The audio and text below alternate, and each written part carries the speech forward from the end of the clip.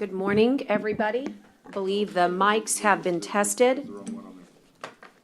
I just get a little thumbs up from technology. We are good to go. Yes, I've got my thumbs up.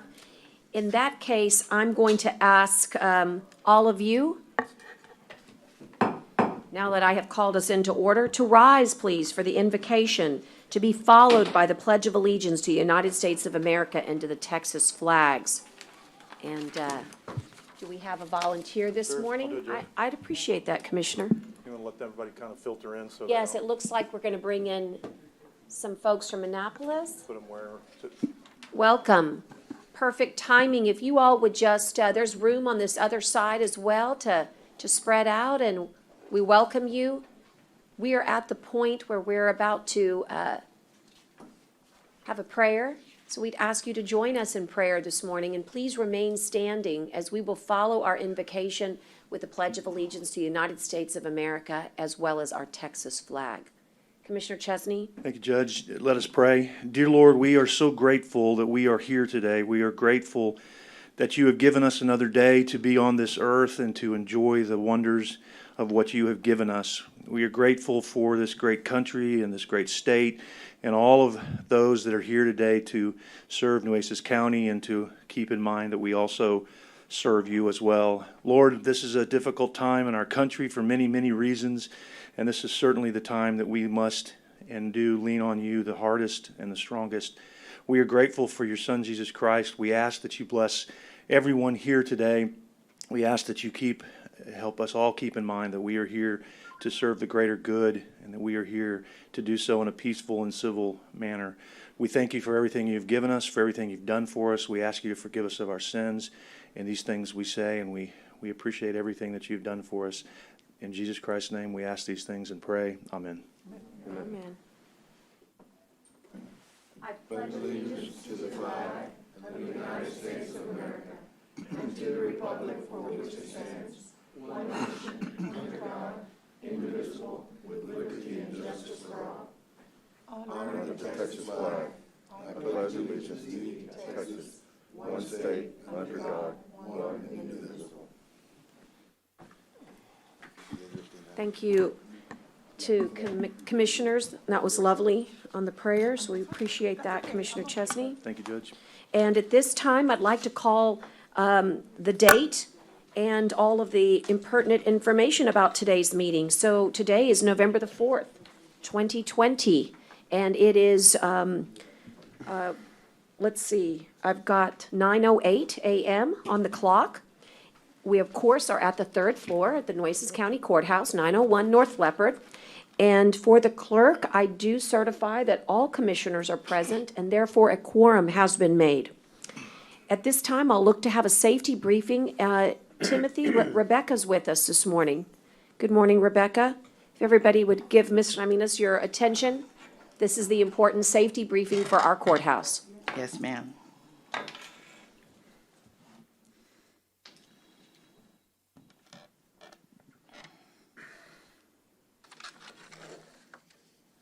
Good morning, Judge, Commissioners, and attendees.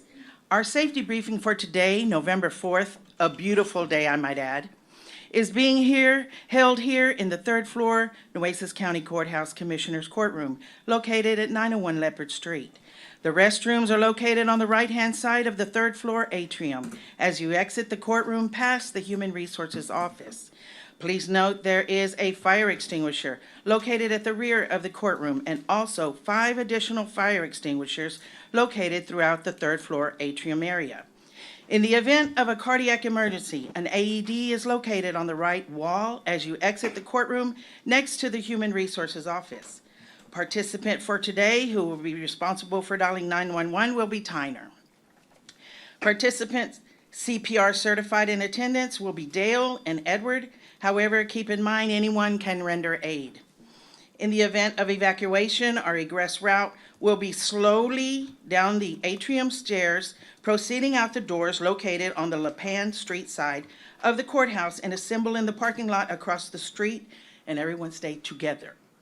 Should there be a need to shelter in place, depending upon the severity of the shelter in place, the courtroom double doors will be secured and remain secure until given further instructions from the Nueces County Sheriff's Office or other law enforcement agencies. Our safety topic for the month of November is Thanksgiving. Lower risk activities include Thanksgiving in your home or virtually with an extended family, but you need a large television. Moderate risk includes a socially distant outdoor event with family and friends from your neighborhood. If it is indoors, having small social gatherings. Higher risk includes large indoor gatherings. Everyone knows we must bite the bullet and sacrifice, unless you are certain that the people you are dealing with are not infected. It is understandable that everyone has their traditional, emotional, warm family get-togethers during the holidays. It is natural. You've been waiting all year. We must really be careful this time, and each individual family member must evaluate the risk and benefits of doing that.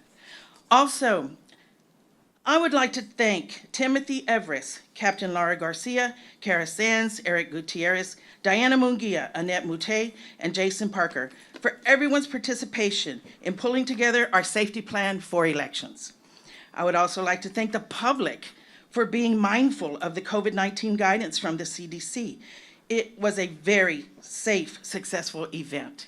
And that concludes our risk management safety briefing. Thank you. Thank you so much. You make safety fun. Yes, ma'am. I like that. I think we should all take a little bit of a lead from Rebecca here this morning. And I think that there can be a positive spin Yes. on our thanks and our giving. Yes, ma'am. And I really do, I'm kind of glad that we have members of our young adult community Yes. here. Yes. Because you're sort of key to making it both thankful and part of our giving to one another. So Yes, thanks for sharing that Yes, with ma'am. us. Thank you, everyone. We appreciate that. And my heartfelt thanks to for everyone making it a safe event last night. yes. Oh, On yes. floor 3, for those of you that don't know in the public, we had a lot of people here, but it was really well, I thought, put together, and everybody was not just socially distanced, but you were able to function. And I don't know why we don't do it that way all the time. Elections got to do their thing, uninterrupted, Yes. on floor 1. Yes. Media was on floor 2. Public was on 3 with candidates. The courtroom was open. Connie did a great job keeping all the televisions on and the information flowing. That's what it means to have a safe courthouse. Yes, So ma'am. my hat's off to all of you. Thank you. Thank you. Edward, at this time, with no other further safety messages, I'd like to move on to public comment. Is there any? None from the sign up. I have one. Tyner, anybody online? I don't see anybody, Judge. Okay, well then, I know them all. you do? Okay. They have items. In that case, again, and I think it's also important for a young adult community, you get to witness history. Some say you got to do that last night too, or be a part of it. But you get to be a little part of history here in Nueces County, and that's because I have the pleasure to introduce to you, as members of our constituency, but also to our Commissioners Court, our very first ever Nueces County Fire Marshal. Please help me welcome to the podium. I'd like to share a little information about him and have him say a few words. Officer Jose F. Olivares is no longer. Now, you need to address him as Marshal, Fire Marshal. Welcome, Olivares, Fire Marshal Olivares, welcome. Let me just share a little bit about your background, and then please introduce your family members that you've brought with us here today. But out of the applications that we received, and we did receive some wonderful applications, which is a testament to law enforcement in our community. I really particularly admired your work in investigations. You have a criminal justice degree from St. Leo University, and you have come to us from the fine CCPD. And so I know Chief Markle, when I spoke to him, he was sad to let you, he's, oh man, like you stole him. But it makes me feel good that you are so well thought of at the highest levels there. But you've had a great career, and I think it's important to note, and I wanted to make sure that it was, yes, you are an expert infantryman and Army Achievement Medal recipient. And so I know that it'll make my friends here on the court who are veterans very, very happy that we have hired yet once again a United States Army retired military veteran. Congratulations on this very fine appointment. And again, this is my opportunity. Forgive us, but we're kind of old-fashioned. I want to welcome you the right way. Congratulations. By the way, not to be undone, you also served your time also as a Nueces County Sheriff's deputy as well. I did, yes. Thank you, Your Honor. I Yes. truly appreciate the opportunity. The court as well, thank you for supporting her in her endeavor. I'm super excited. You guys don't know how excited I am to take on this new role. Law enforcement is where I come from. Not to say that I'm no expert by no means, but I can kind of do it with my eyes sleeping and closed, you know. Super excited about learning a new career, Yes. you know. So, and I'm glad to be back home to Nueces County where it all got started back 28 years ago. I was going to say, I was going to tell you when, but I said, oh, I better not, you know, before these kids were born. Probably. But, and really your background as a narcotics investigator is really something I wanted to point out to the audience and to the court. You see, guys, a fire marshal will be in charge of any arson investigations. So you don't necessarily need to know how to fight a fire, but you better know how to investigate one, particularly when it causes harm. And so Fire Marshal Olivares' experience as an investigator is going to serve this county so well. As we grow, we're realizing there's so many areas that are experiencing industrial growth, and we think we can do a better job managing that growth for all of you to come back home and live and work and enjoy this beautiful place that you call home. So he'll be training with Chief Rocha and be receiving quite a few certifications. We are working on a permanent home on the 5th floor for him. We may shuffle around a little bit. We're looking for space. But commissioners, would you like to also welcome Commissioner Chesney? Yes, thanks, Judge. We are appreciative of this. This was a position that the court felt, unanimously about, that we really needed this in Nueces County. The fact that we were able to find someone with your qualifications is outstanding.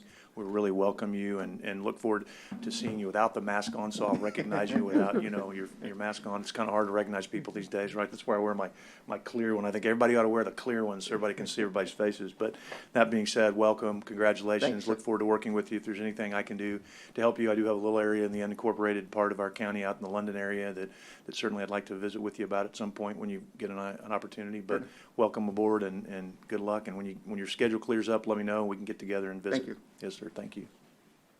Commissioner? Mr. Olivares, congratulations, and from a Marine to an Army, thank you for serving not only in the police department, where I used to be there also, and thank you for serving in the military. And it's an honor to have somebody that wants to continue to commit themselves to continue to serve as a public servant, especially in this county. So I want to thank you and wish you the best. And if there anything we can do for you, our door's open. You don't even have to knock on it. It's open. Just come on in. I got an axe now. Yeah. It's great to have. You had a gun before, though. It's great to have a peace officer, a certified peace officer in emergency management. That was something we said we really wanted, and now we have it. Commissioner Feel free to Amatis? keep that gun, too. We're okay with that. Commissioner Amatis? An extra hand. Thank you, Judge. Congratulations. I mean, I know of your credentials from years of knowing you and seeing you and your service to the community. And, he's a businessman, former businessman as well, so he gets that aspect of being in the business community and working with those needs. And of course, Precinct 3, like all of our precincts, I have a big rural area to focus on and cover, especially the community of Banquete, since that is not an organized city. So we'll definitely be reaching out to you for all of that help. Just glad you're on board and just wish you congratulations. And, Thank you, Commissioner. and I know you'll do well. So Thank you. Thank you. Well, I think this is a big win for the court and the county. I think this was brought to light whenever we had Epic come out in Precinct 1. And so this is so important. In my area is an industrial area, so congratulations. I'm glad you're on board. Thank you. Your Honor, Yes, of course. Before I end up sleeping on the couch. Yes, I was Okay. going to prompt you. Before, I brought with me my lovely wife, Yvonne Luna. Yvonne, welcome. Yeah, So my backbone there, my supporter. So thank you guys so much. I look forward to it. Thank you. I start officially on Monday. So I'll be here bright and early at 7, right? That's right, Yeah. absolutely. Again, thank you guys. I look Thank forward to you. it. We're excited, thank you. Thank Okay, Judge, would it be okay to just go ahead and do the resolution? it would, I was That's just okay? about to Thank you. hit Appreciate that. Let's move to resolutions at this time, and I'll let you lead, Commissioner Chesney. G1, G1. Thank you, Judge. I appreciate the opportunity. I'm going to say a few words, and I definitely am going to want, Marticia's here today. I don't think the coach was able to make it, and maybe the captains can come up and talk a little bit. So I don't want to put you on the spot without giving you a little warning, but we do want to hear from you a little bit today, right? So, it's awesome to be able, to have people back in the courtroom a little bit. We've been very fortunate in Nueces County at the moment to see our numbers drop. We hope that will continue. It's been frustrating to not be able to do these recognitions for such a long period of time because we know there's so many people and groups that need to be recognized.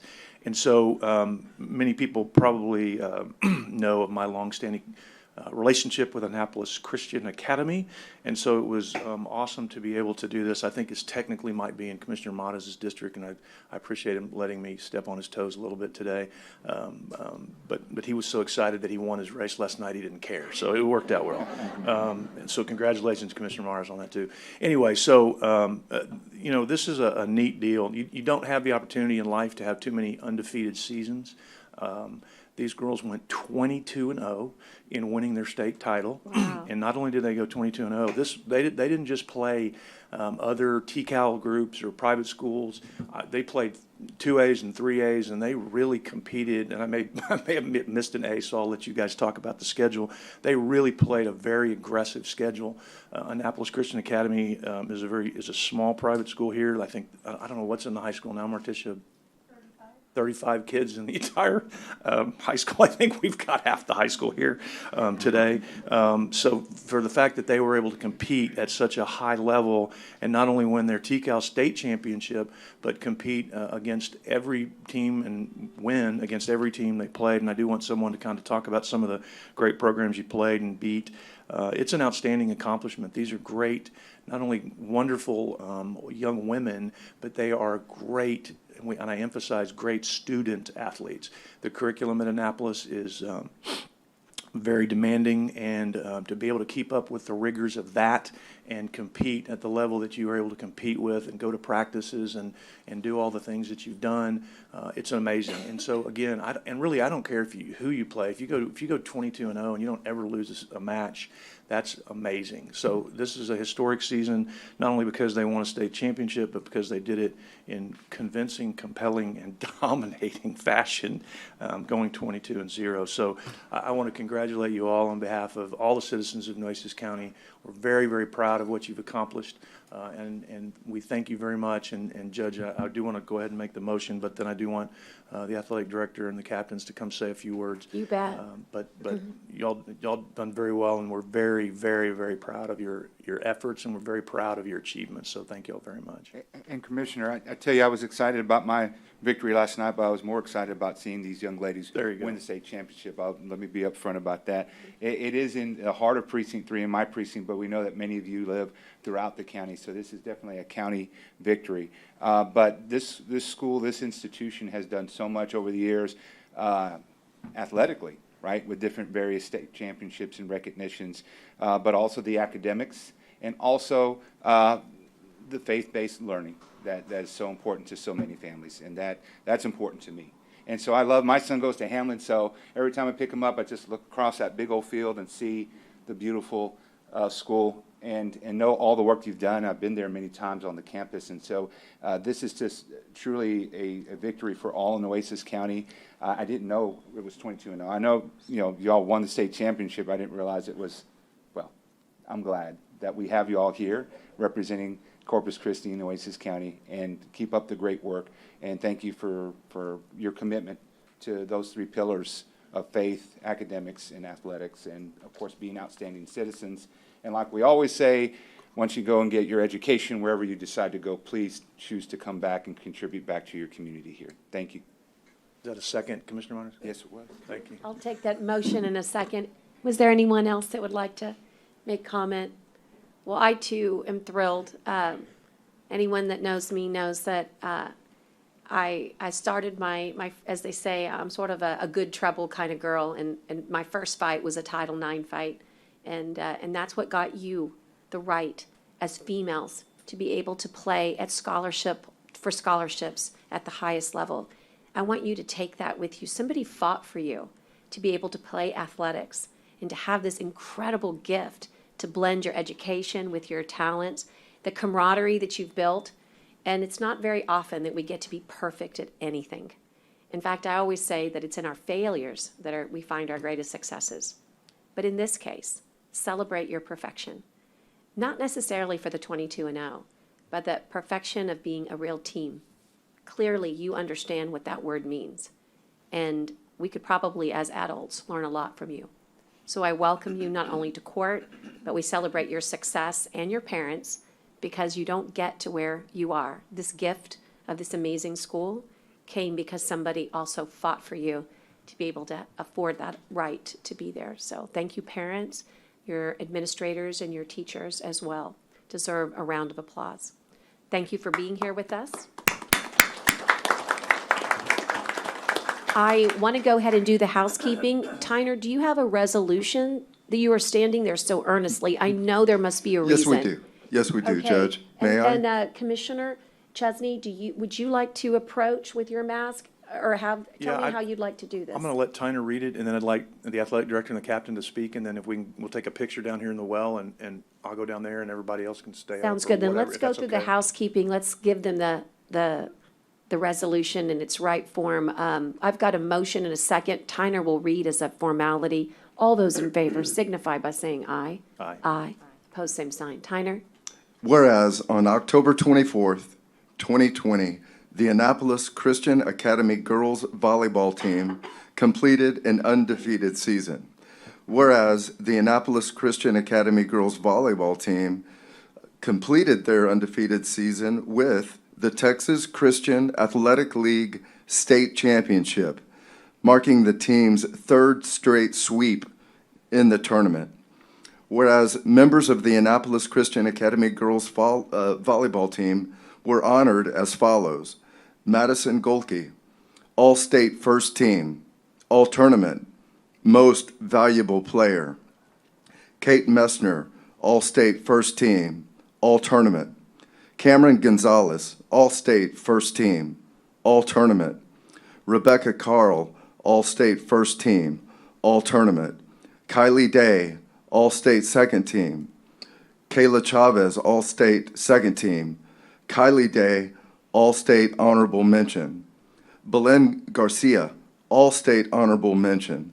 And other team members include Alyssa Phillips, Brianna Alanis, Hannah Cortinas, Elizabeth Owsley, including head coach Lupe Cardona, assistant coach Lindsay Day, and athletic director Martisha Leifer. Thank you, Tyner. Commissioner, would you call upon your captains? Marticia, if you and whoever your captains are, I know Madison is, I'm not sure if there's more others.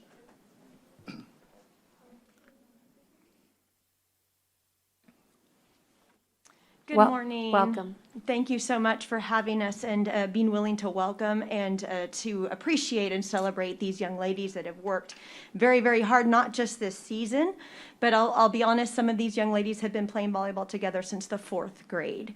And you can definitely see that teamwork as it has come through for a very successful season. Not only were they 22-0, but if you know much about volleyball, you know that a varsity match consists of 3 sets, 3 out of 5. They dropped 5 sets only that entire 22-0 season. So that means they only lost 5 sets. So amazing, amazing season. They played Academy, Banquetti, Rivera, Beeville. So other large schools, not just small private schools like ourselves. So the competition was amazing and they were successful, but they were also successful in the classroom. We have some scholars on their way to college in a few months with amazing academic scholarships and some looking at some sports scholarships as well. But I really want to take my hat off to the parents because of this COVID pandemic, we just weren't sure what type of season we were going to have. And so I prepared them and said, be ready. If I tell you Monday night we're going to have to play in Rivetta Tuesday, please be willing to do that. And they were. From one night to the next, we had to make up games. We played 3 times a week sometimes, and the parents did it with a smile on their face and gas in their trucks, and we made it there and back for 6 a.m. practices every single day, Monday through Friday. So just an amazing group of girls that I'm so very proud of, and they'll continue, I know, once they leave Annapolis, to represent our school and our community very well. Thank you. As do you. Thank you. What lovely comments. Captain? Yes.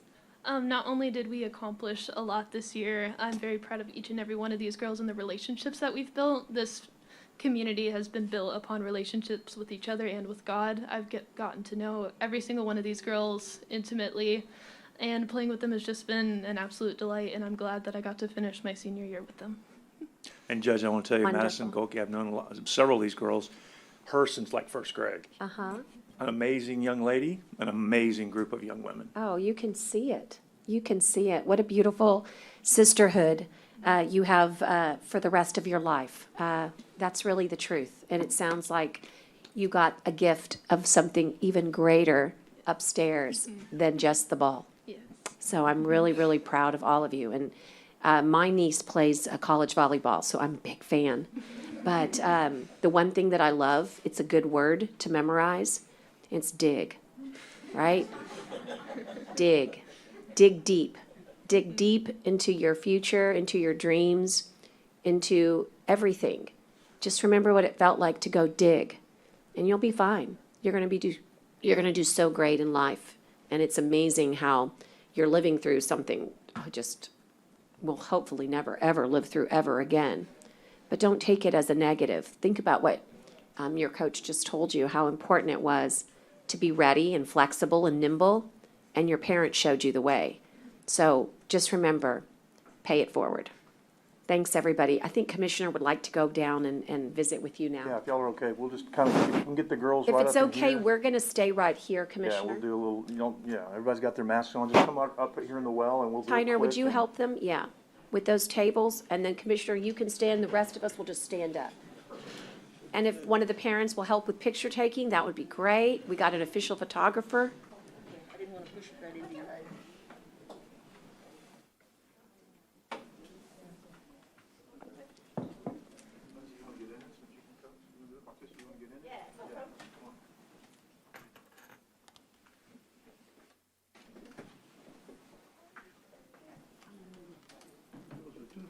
Yes, this, I'm short.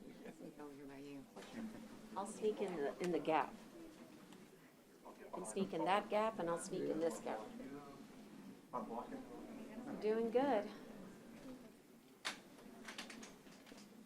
All right, 1, 2, 3. 1, 2, 3. 1, 2, 3.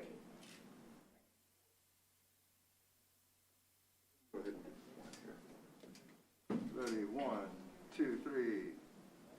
1, 2, 3. One more fall, yeah, thank you. Parents, you got everything? Y'all good? You can come up, sir, if you want to get closer. No, I'm good. You got it? Thank you. Thank you. Thank you.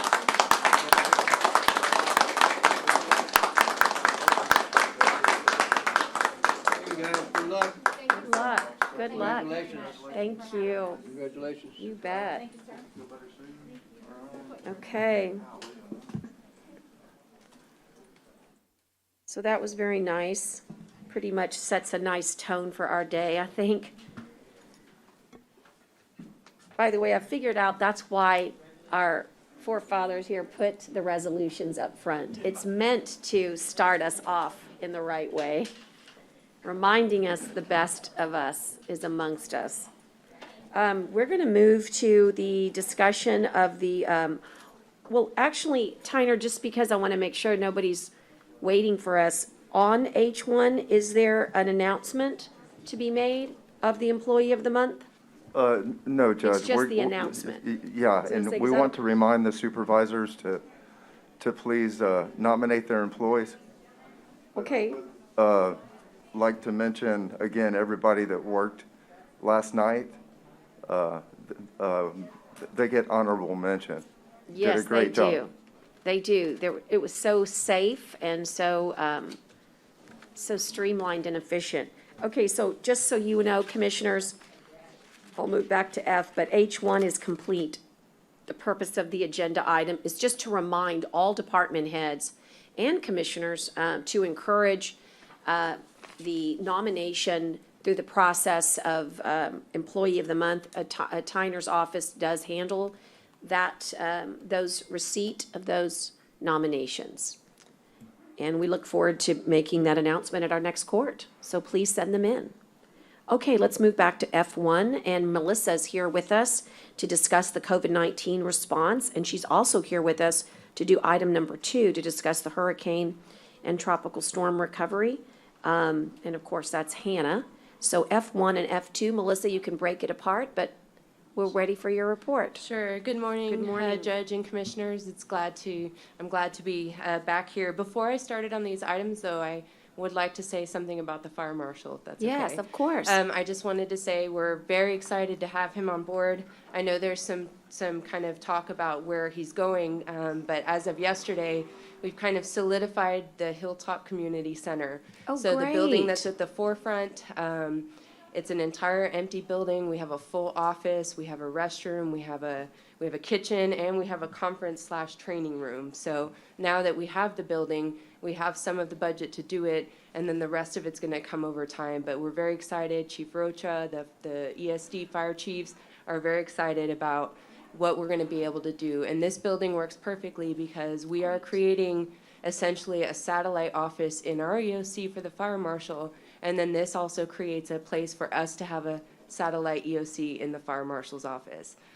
So great things to come with that. We're very excited. Michael is already working, and his team working with me on getting the items that we need to get him immediately started. But we're very excited here in Nueces County to have a fire marshal. So that's all I wanted to say about that. Thank you. So we will start with COVID-19 as it presents on the agenda first. Our cases right now, total cases is 21,432. We have 54 new cases, and we're at 449 deaths. That's one new death. For our hospitalizations, we have 93 that are confirmed in-hospital cases, and we have 14 suspected COVID cases.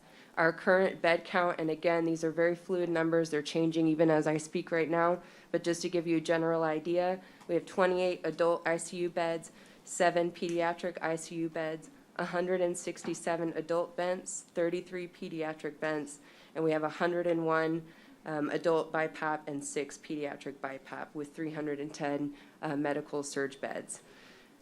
Our burn rate for COVID-19 thus far is, for specifically Nueces County, the unincorporated Nueces, is 3,449,485.11.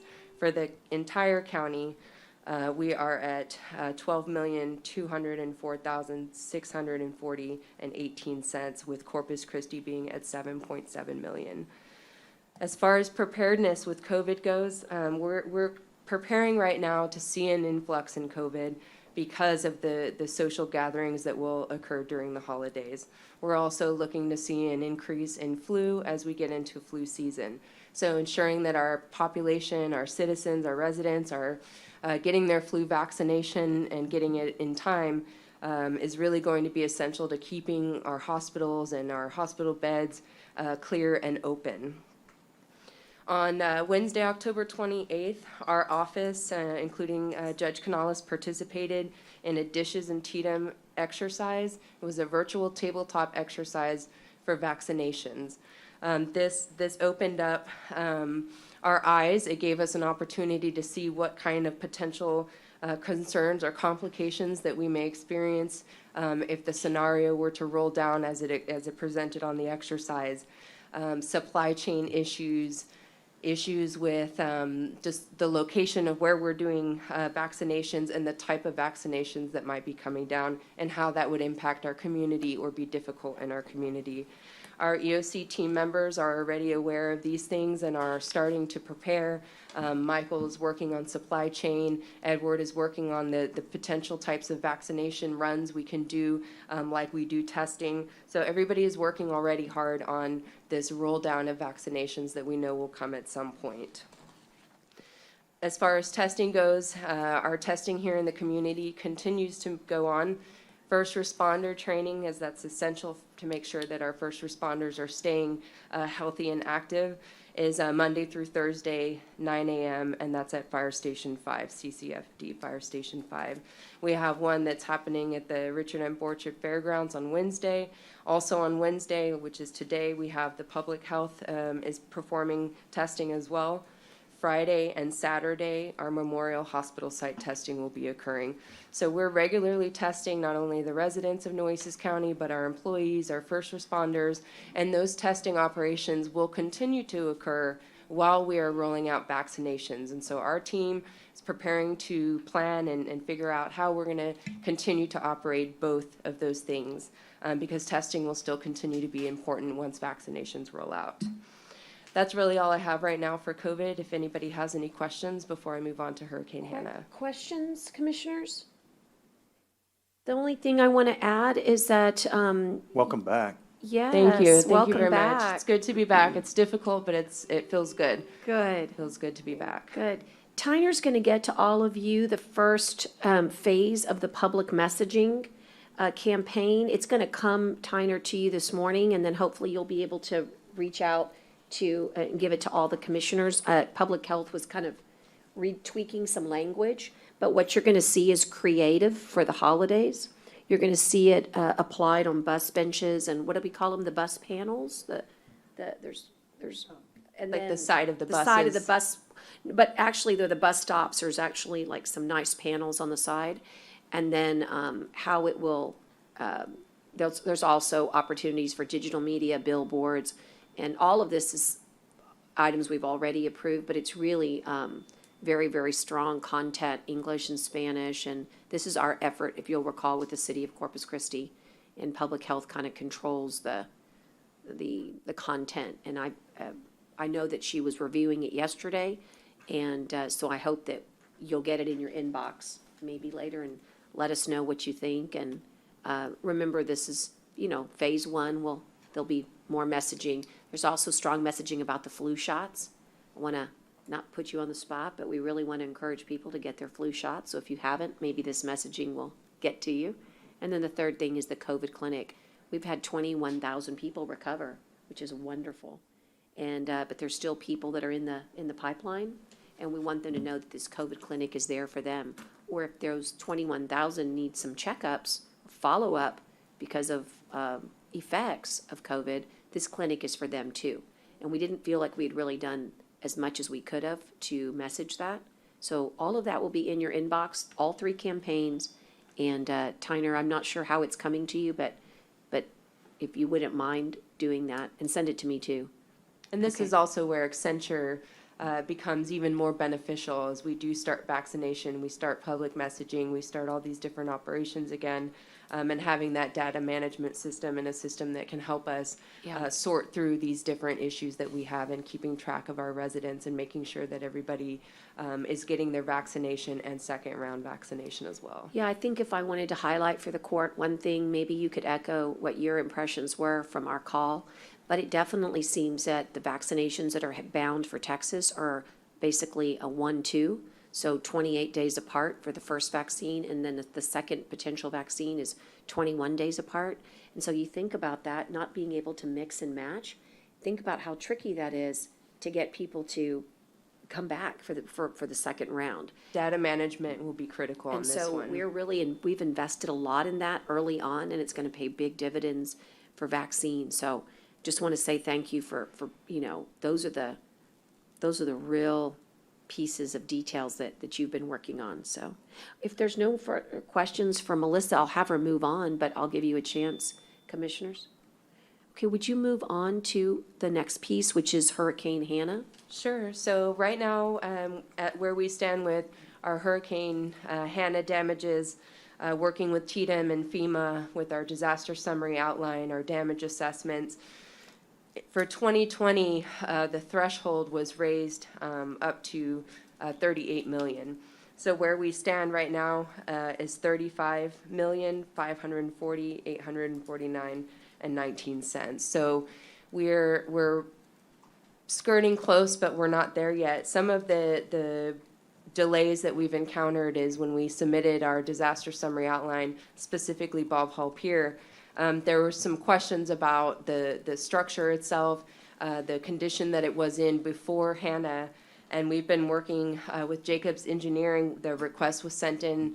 FEMA had requested an additional letterhead, a stamped engineer report saying that the pylons or the support of the pier itself, that the seabed level had been reduced, lowered, and that was directly caused by Hurricane Hannah. So Jacobs Engineering quickly put together the report they were looking for and submitted on Monday. So that's where we stand right now.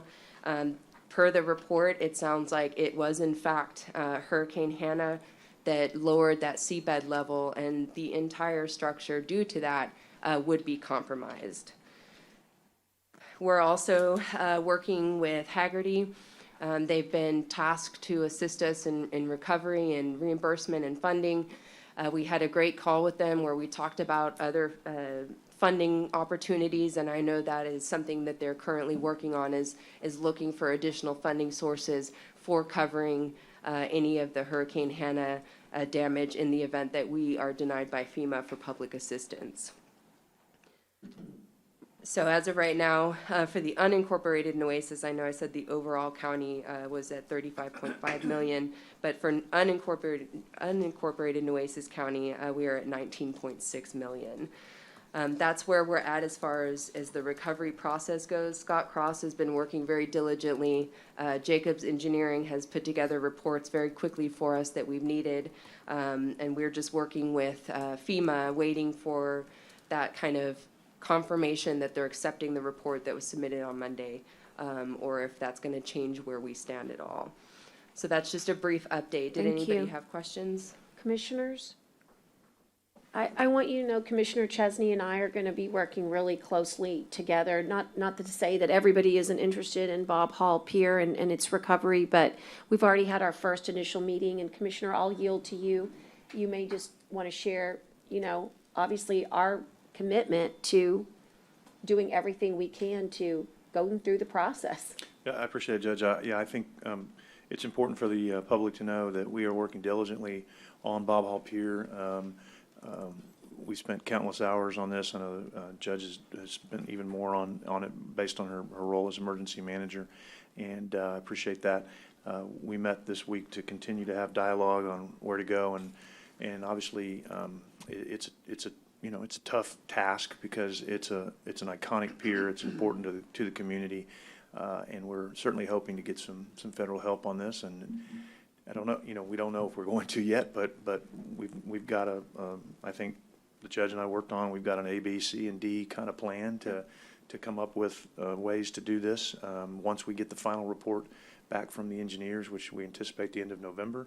It took a little longer. I think the public needs to be aware. It took a little longer because there was more damage than anticipated, and because there was more need to inspect that damage and go deeper into it, if you will, so that we could give the needed information to FEMA and anybody else that we're going to be working with to help us restore that.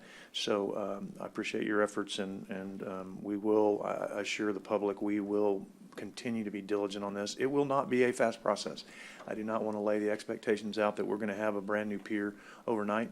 That's a multi-million-dollar pier that you don't just come up with the money to do that overnight, even if you have a perfect situation with FEMA.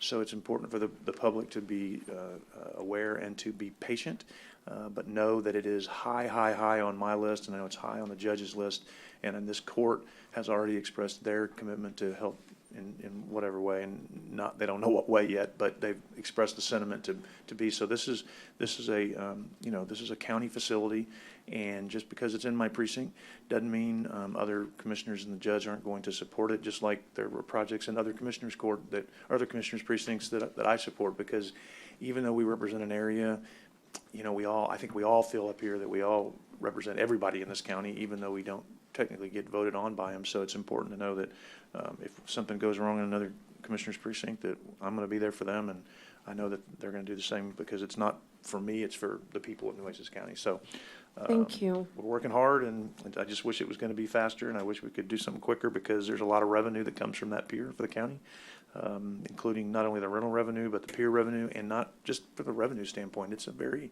emotional part of Nueces County. People have been on that pier. They've had a lot of good memories over the 40 years it's been there, and so we're going to work hard. Thank you, Commissioner. We'll be visiting, we'll ask Scott Cross maybe to come to our next meeting and to talk about marine debris removal. And I think that's kind of where we're headed next. And so lots of good information coming your way. And we just want to encourage everybody that to share with us, your thoughts on it. And we're going to actually try to work on, Commissioner Chesney and I talked about this, about a portal where we could create for public comment. I think people want to have input, and there's a way to manage that. And I'm going to look right at Connie and go, Connie, there's got to be a way. It's always good to have an outside Website. perspective. Sometimes we're Yes. looking at things too closely, Right. so. And the good reason I idea. say Connie is because what I'm thinking here is that, or what Commissioner Chesney and I talked about, is that we want to get comments, but we want to be able to sort them. So we can't just have you just send an email, right? It needs to be such that you answer the boxes so that we can say how many people favor X versus Y. Does that make sense? Yes. And maybe it sets up a system for all of our projects.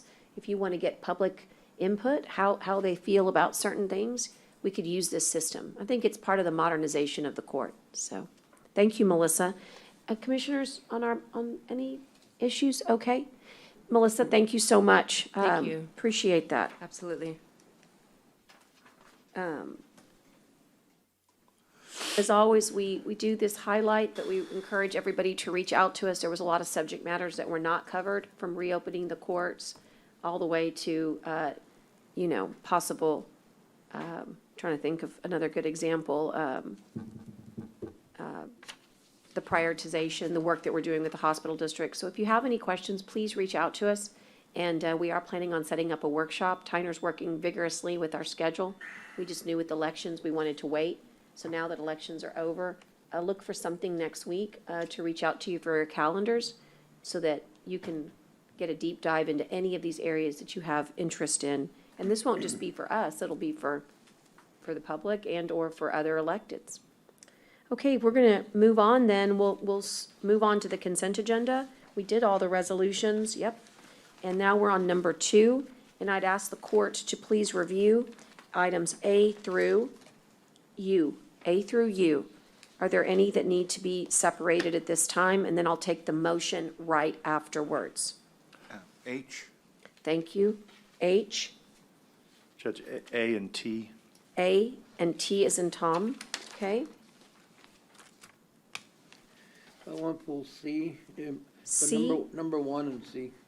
only number 1, Number 1 and C. okay? All right. Pull G, G, P, okay, P, Wait.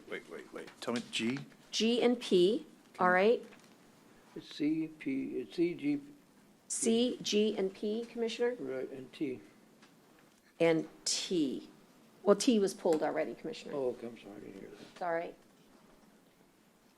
Okay, anything else? All righty, let's head into that. So let's first get the motion, if you don't mind, to approve the rest of them. Thank Second. you. Got a motion, a second. All those in favor signify by saying aye. Aye, post same sign. Okay, how about A, Commissioner Chesney?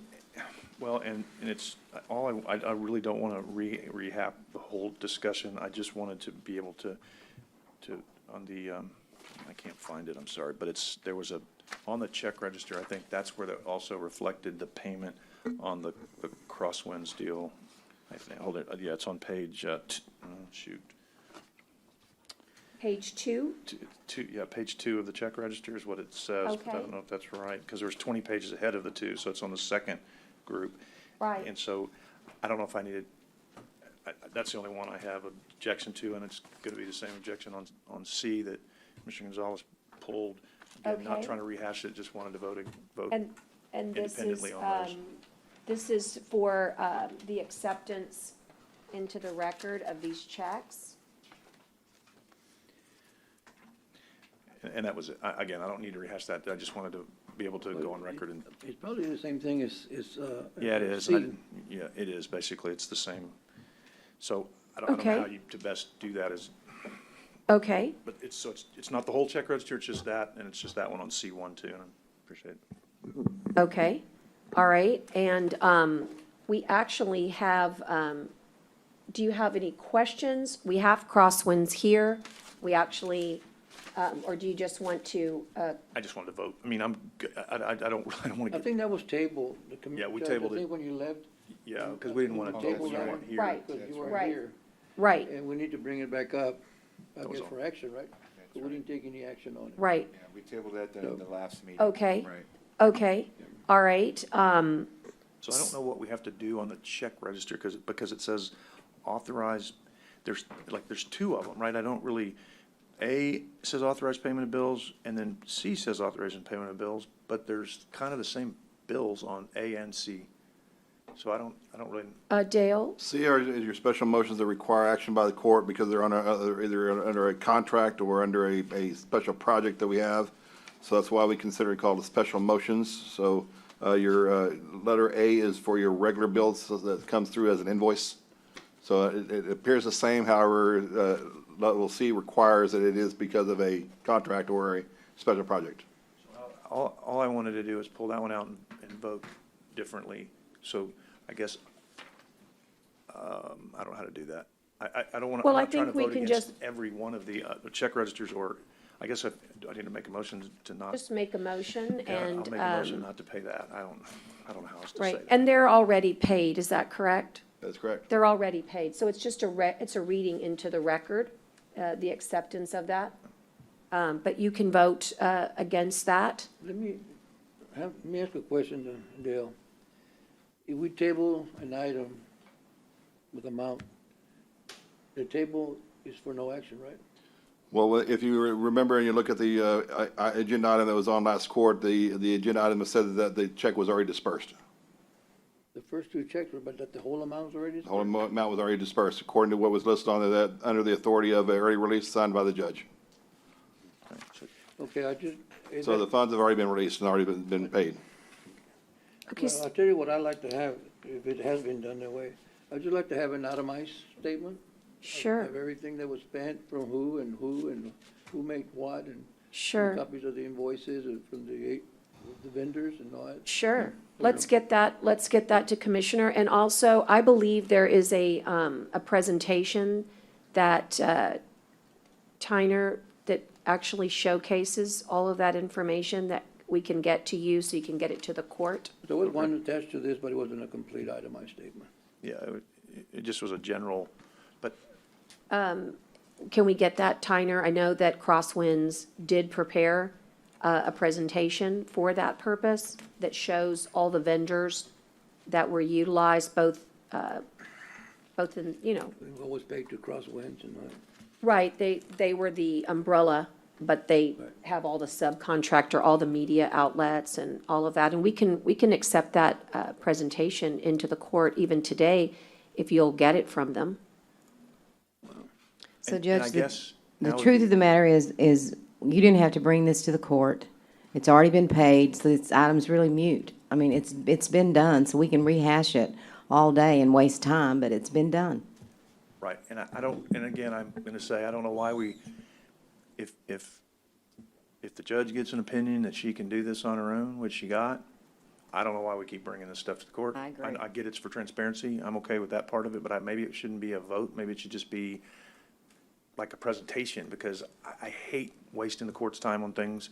But if I've gotta vote on something, then I've gotta vote against this, but I don't really, I'm not trying to like pick a fight on anything. I just wish we could do this differently. If these are, I just, Well, I think we asked I think to we could do it bring them for- differently, and I thought we What's the- did. I thought this is what we did, is to do it differently. but it still makes us vote, because that's what I'm trying to avoid. Okay. I get you're transparent, I get you're trying to be transparent, I appreciate that, Judge, maybe we should make them just as presentations that I says, think, isn't that what we said last time? We wanted the wording to be Yeah. changed just so that Right. the public don't have to understands, we authorize it. understand. Yeah. It's about transparency, but there doesn't really require a vote. Right. So we can because it's just a, receive Can we it just pull and it then out, just Judge, take or it. whatever?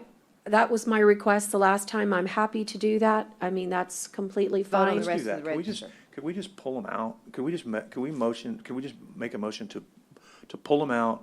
They've already been done. I don't want to rehash Or the you discussion. can, or you can make a motion to not be in favor of it. Either way, That's whatever. fine too. Whatever. Either way, I- you can, Then it's up to the court.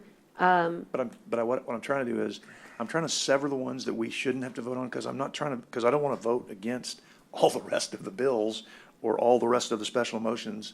I just want to be able to. Well, I pull think those you're two not out. voting for it. You're just voting that they got paid. It's like a ministerial act, but Right, but that's. however that's what you I'm want to trying do make is your I don't- motion. I don't want to vote that, How about this? How about if I make the motion to, sever it. authorize the payment of the bills on A, with the contingency that the court documents that one of them has already been paid. You're not voting to pay them. I would just, or just if you wouldn't mind expanding that, Judge, that's a right track, is just say, if we could just take those out. I mean, if we don't have to authorize them, then why do we have to authorize? I mean, I don't want to vote on something that, I don't, I'll just look for Dale for, it's Dale's, I try to follow the process that we do every time. I'm happy to yield to Dale if he wants to do something differently. Because the law requires us to provide a listing of every transaction to the court, so it's still required that y'all see the information. But there are procedures that have been set up by the court that given a type of an invoice, there is a requirement sometimes of early release. And we have, and the court's given us authority that the judge can authorize an early release, and sometimes that happens, but we still have to record it as a disbursement. Right. so if you're Right. saying we have to, then I would just make a motion to sever these two items out of A and C and vote on those separately. That would be my motion, just to move them, just to. Dale, can you just make the motion that we approve all items except for the crosswinds, because with something that the judge has the authority to have already had those paid, and they're just listed just like that, and then you don't even have to pull it. Right. And just so the court is aware. That's fine. We do this at least 1,000 times on other items. I know. And this is just being selectively chosen because of a disagreement, which is respected. But I just want you to know that I would hope that there would be consistency. The local disaster orders really are a way for us to make sure that, we can get things done. So you're going to see this from time to time. There's other situations that, whether it's plexiglass or whatever, and this is the process that we do it. It doesn't mean that you are authorizing the process. It just means that we're keeping to the same consistency that we do all the time. I just Yeah. want you to No, to I know agree. that. It's just, I don't want to be on record voting for it, so. I Dale, think how you've do- got it. No, no, I how do we, seconded the motion. how do, Okay, what, you got what it. was the motion that she made? I didn't. Basically, that we approve the check register and remove the crosswinds, knowing that the judge, this is in here just for a record, knowing that the judge had the authority to do that. Okay, so the motion. And I've would got be a motion. To basically remove the crosswinds from the check register and from approval by the court. Correct. Okay, I'll second that as long as Well, that's I very think clear. it did. Yeah, I second. Oh, sorry, my bad. it John did. seconded it. Okay, is that clear for the, Right. please make sure that's clear. Yeah, because we wouldn't want anyone to be confused on that. Okay, motion and a second, and all those in favor signify by saying aye. Aye. Aye, opposed, same sign. Okay, I'm sorry, one nay. Okay, I'm just going to abstain because I really don't know, but I mean, I think the motion's, well, wasn't that your motion? no, I don't, tell me, can you read back the motion to me? This is, Can you read back the motion? I'm sorry, just to make sure. Approve the check register and remove crosswinds from the register. Okay, that's fine. I'll vote for that. That's fine. okay, all right, so we've got the motion and we've cleared that. Let's go to item number G, please. Yeah, I wanted just a kind of a clarification on that to see, and I went back and looked at it again. I think we do this every year, I guess, the same thing. Is this exactly the Yes. same thing that we do every year? Nothing different? Because, and. The only difference is the amount. Yeah. And so you look at exhibit, Well, I had a question on the amount because On the amount, it shows, 408,000 or something. But it says out of 3,020, so I don't know, maybe is that a typo or what? What are you looking at? Let me do the back up. Because the amount that the county is going to pay, and that's on the Exhibit A, page number 2, on the top, they budgeted 49,500. That's how much the county's gonna pay, Nueces County. I think that, we're gonna enter that in the record. See, if you go back and the county share is 608,000, and it says 19% of 3,200. That can't be right. I'm looking at the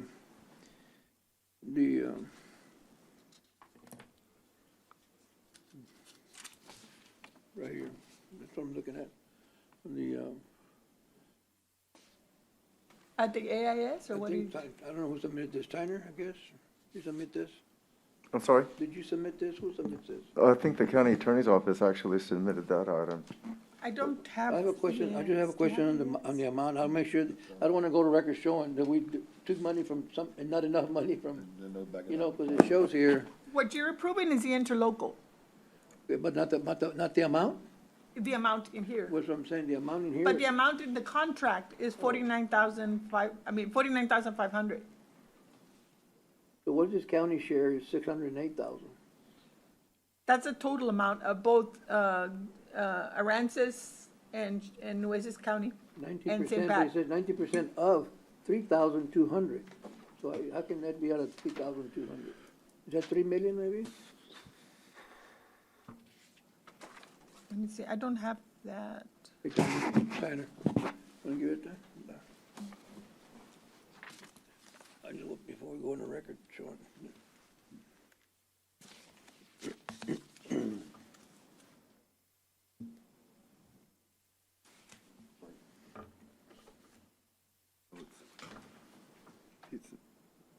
Was he looking at, Commissioner? I don't know. You're looking at the MetroCom. Oh, I'm sorry. My bad. Yeah, the share for Nueces County is Okay, 49,500. yeah, I'm okay with that one. I went back to look it up. Thank you very much. I'm sorry. My apology. Will you make a motion in that case? So move. And a second from Commissioner Modis. All those in favor signify by saying aye. Aye. Aye, pose same sign. Okay, and then we've got geofill as H. Commissioner Modis? Yes, thank you, Judge. Obviously, I mean, we got the update earlier, and we're just talking, about piers and all that, and I just wanted to look at the amount. So it's, for clarification, we're using geofill, but Hanson is, I guess, the engineer on this? But it's Yes. through geofill. So yes, so the geofills are construction through the RFP. Michael can identify, they were the lowest bid. Right. And Hanson did the work to get the severance from U.S. Fish and Wildlife. So their work was already done. We already paid them before. We already paid them. Yeah, and the reason is, if you'll recall, that Hanson did the original observation deck. So we basically did a site change, and they upgraded the same plans for a new site. They did charge us for the new plans at the new site, but it was substantially the same plans as before. Right. All right. Sounds good to me. A motion to approve. Okay, Second. motion and a second, and all those in favor signify by saying aye. Aye. Aye, post same sign. Okay, and now we've got a P, letter P, and that was Commissioner Gonzalez on the Homeland Security Grants for Local Border Security Program for FY '21. Yeah. Is that grant we had already, or is it something? We're accepting this grant. This is an award that's come in, But do we and already we're have that accepting grant it. already in place or not? I mean, one of those grants, do we have a grant? like that in Maria place? can answer your question. Go ahead, Maria. Hi, Commissioner. This is a continuation grant. This is the second year that the District Attorney's Office received this grant award for overtime for interdiction activities. Right, okay. In the past, I know the Sheriff's Office was a recipient and Constable Precinct 5. And this is for who? This is for the District Attorney's Office. Okay. All right, very good. Thank you, Maria. Appreciate it. Okay. So move. Second.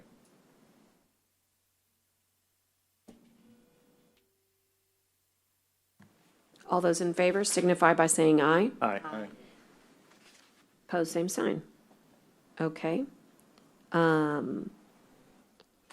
Anyway, let's see, we've got the next one, which is T, and this is actual acceptance of the grant award for Center for Tech and Civic Life. And again, the money has been deposited, and this is the ratification. And Commissioner Gonzalez, you pulled this one. I think I I'm did, sorry, Judge. That's Chesney, okay. Commissioner Same Chesney. thing, not trying to rehash, just, I think I'm on record for how I think we should have used it. I just think, Well, this is I'm the trying to- ratification of the money. Right. Are you on record that you don't want to accept the grant that's free I'm- money? I'm on record of, I just want to, I don't know what to do with that, what to do with it, because certainly I don't have any problem accepting the grant, but how the grant was used is the problem. So I guess Yeah. I just wanted to be able to vote individually, and I'll probably, Wanna- I don't know if I'll abstain or, I just wanted to vote. Just want to be able to Yeah. poke one more time? No. know I that- don't- Okay. No, no. All right. You know, Well, I I don't- think, thank you so I much. don't know that it was really a COVID-19 grant. I mean, I never saw that title on there. Okay, well, that's very helpful, because it is actually a COVID-19 grant. If you'll Google Center for Tech and Civic Life at the very top, that's exactly how it's styled. And because I spoke with the Center for Tech and Civic Life myself and their council, that's exactly how they intended it. And of course, what's wonderful about this grant is that not only is it not taxpayer money, but the great thing about the grant is that it allows for a match for $65,000 for our HAVA grant, our Help America Vote Act grant. So that part is great. And then when you think about the opportunity for the surge, to combat the surge that's happening all over our state, this was a really very quick and efficient way to be able to address the needs of voter safety. And we did not have any voter safety opportunities other than these that were on paid media or digital media, billboards, and public health was really wonderful, from Dr. Dante Gonzalez to Dr. Ramesh Granduni and Annette Rodriguez, the director, who all used these funds to be able to cut ads to really emphasize voter safety. And so at all polling locations, the 84 that we had yesterday and the 25 that we had at voting centers, this was our only real presence for voter safety.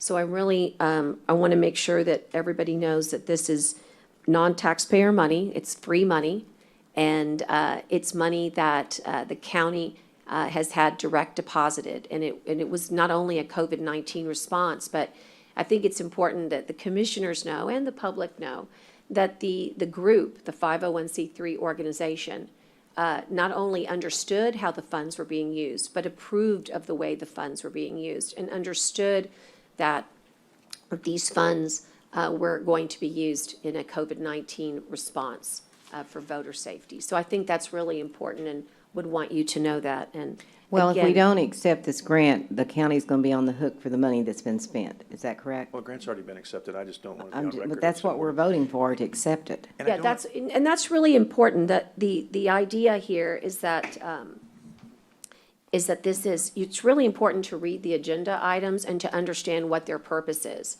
And I think that it's good to go onto record to say you didn't agree, and I think that's been mentioned probably no less than 10 times by you. But the purpose of this is to ratify the acceptance of the grant award. The money is free money that has come in that we used in an appropriate way according to the grantors. The grantors are thrilled with how we use these dollars, and they were not only for the exact purpose that the organization set it up for, but they were used in a way that promoted voter safety. And we got lots of great support and commentary as a result. And in fact, I received the only, I just received here a copy, but we'll get you, this was the copy that I asked Tyner, to be sent to Tyner, but we'll get this to you guys because we've already promised that you would see the whole budget, invoices. This is the timeline. We got a nice comment from a local business who was very pleased with us with regards to all the signs which were printed here locally and all the creative which was produced here locally, all the media outlets which was used locally, and of course, the opportunity to have 6 30-second spots, 3 15-second spots, 3 audio commercials in Spanish versions. And I think that one thing is nice is for the runoff. I think it's important to know that we own all the assets that this creative created.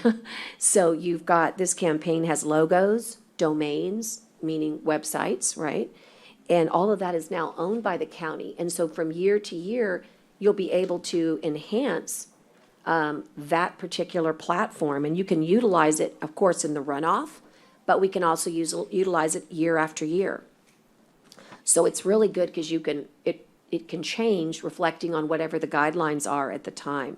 But, Judge, and I sent an email yesterday, and I don't, maybe Tyner, I wanted to ask you, because I don't know if you miswrote this, because I had expressed these concerns to Tyner yesterday as to why, because I was trying to not have to have this discussion again, because I'm really not trying to poke, or I'd be saying a lot more.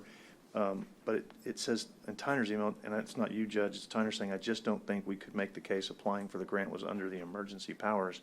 I don't know if you miswrote that, but because that didn't make sense to me. It said that the judge did it under emergency powers, and then you said, I just don't think, so that's why that's why we treated the contract. You might want to go read that email.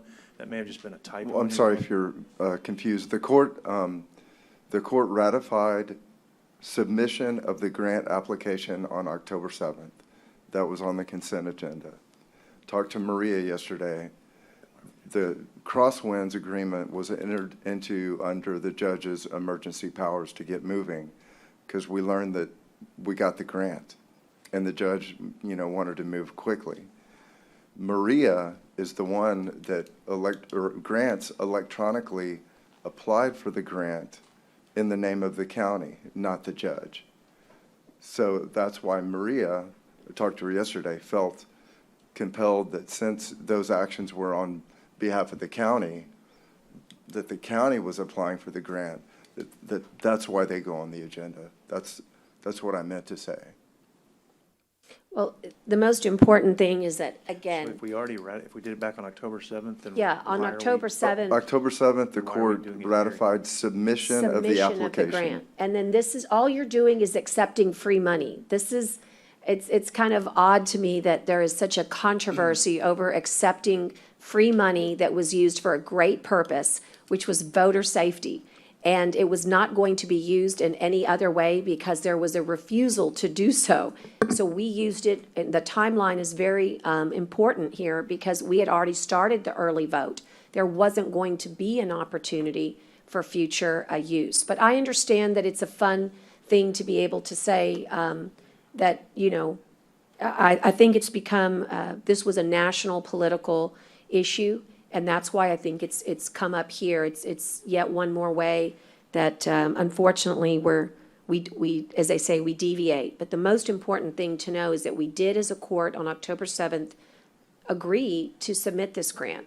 And my name is on it. And in fact, if you look at the grant submission, I worked with Natalie on that particular day, and I talked to Center for Tech and Civic Life. And before we entered into any contracts, before we entered into any arrangements, we not only spoke to the grantors at Center for Tech and Civic Life, we spoke to the attorneys. Again, everything was done not only properly, but in a great way to be able to benefit voter safety. And it's very odd and strange and not a part of our civility to argue about a good project for a good purpose that reached so many people at a time when Texas is surging in COVID-19, and we allowed public health to take the lead. If you want to be against that, go right ahead. Judge, But there's all I nothing was- that I we've was- done here that's really inappropriate. I really sat here and tried not to say anything, but you keep bringing it up and say, I'm poking at it, and I Well, guess it's a fun. ratification of the money, Okay, sir. but I'm going to respond and say, clearly, I think I have no problem accepting grant money from this organization. My problem is how it was spent, how it was used, how it was done, that the court wasn't involved in the selection of crosswinds. That is the problem that I have. I am fine with taking the money. Again, I wasn't going to do all this. I was just going to try here and sit over here and maybe Can we, abstain or maybe no. can I but you give you a keep- discussion? Wait, let me- Can you hold do on. the motion so that we can get the motion, though? Hold on, let me just continue to finish my train of thought, Okay. and then you can do what you need to do, because you did yours. So the civil discourse here is, it is very civil. It is very fine to say, fine, let's take the money, but I'm opposed to it because I don't believe it was spent correctly. I don't believe the court was involved as it should have been with the selection of crosswind.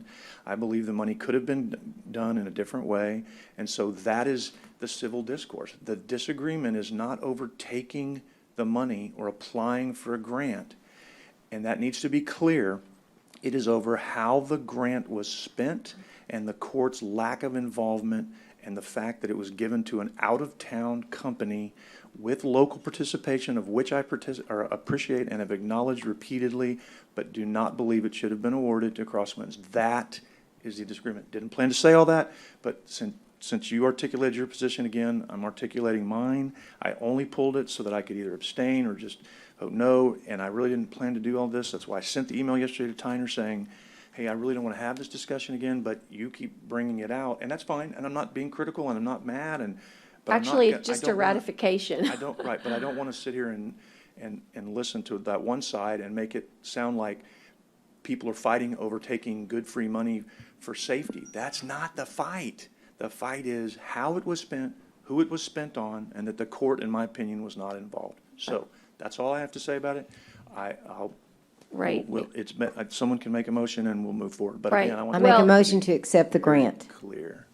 Second. I got one thing on discussion.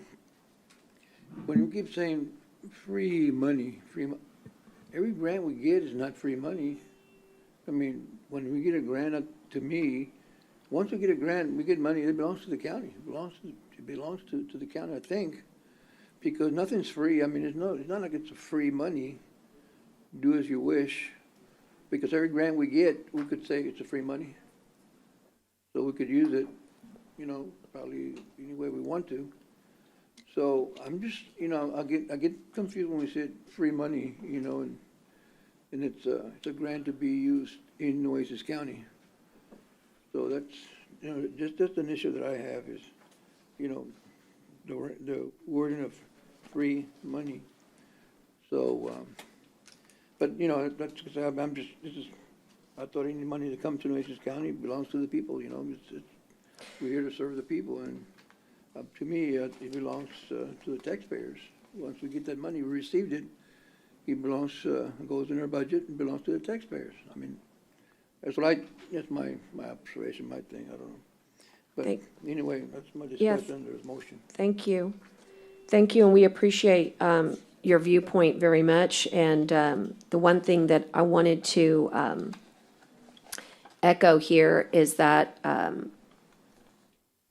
you mentioned something I think really important, which is that whether it should have come to court or not, we have a well-established policy with COVID-19 security, COVID-19 security/safety protocol. And that comes directly from the disaster declaration under the local government code. And we've done this dozens and dozens of times because that's what an emergency does. It allows for emergency management to bypass the normal procurement methods. And the reason is because it's an emergency. There's an urgency. And that's why it was done here. And if we had had time, had this grant had come earlier, we would have had that opportunity. But that opportunity did not present itself. In fact, we were not able to move on the expenditures of the dollars until it was for during that first day of the early vote. So I just want you to know that there is always a good opportunity to do what we call the normal methods of procurement, but it just did not allow for itself to be here at this time. And I hope that, we get a chance to be out of this disaster very, very soon, because then we won't have to worry about making those types of emergency decisions. But those were the decisions that were made in order to utilize the grant. You can't really utilize a grant for voter safety if you're already in the middle of your election. So I think that having heard the motion and the second and all of the good discussion, we'll go ahead and move forward. But again, the motion is for the ratification of the grant. And Judge, if I may comment, please. As directed by the court last time, me and my office made an effort to look at every ratification item to see which ones would qualify for stating receive into the record. Teresa asked me, what about this one? And I said, in my mind, the county applied for that grant. They they ratified submission of the application. We brought Crosswinds to court last time. I talked to Maria yesterday. This probably should have been on last court as well, but it didn't make it. It made it on this court. But again, maybe it's a question for the county attorney. I can see you executing the Crosswinds contract on an emergency basis, but when my office asked me, what about this one? I said, the county applied for the grant. The county is getting the money.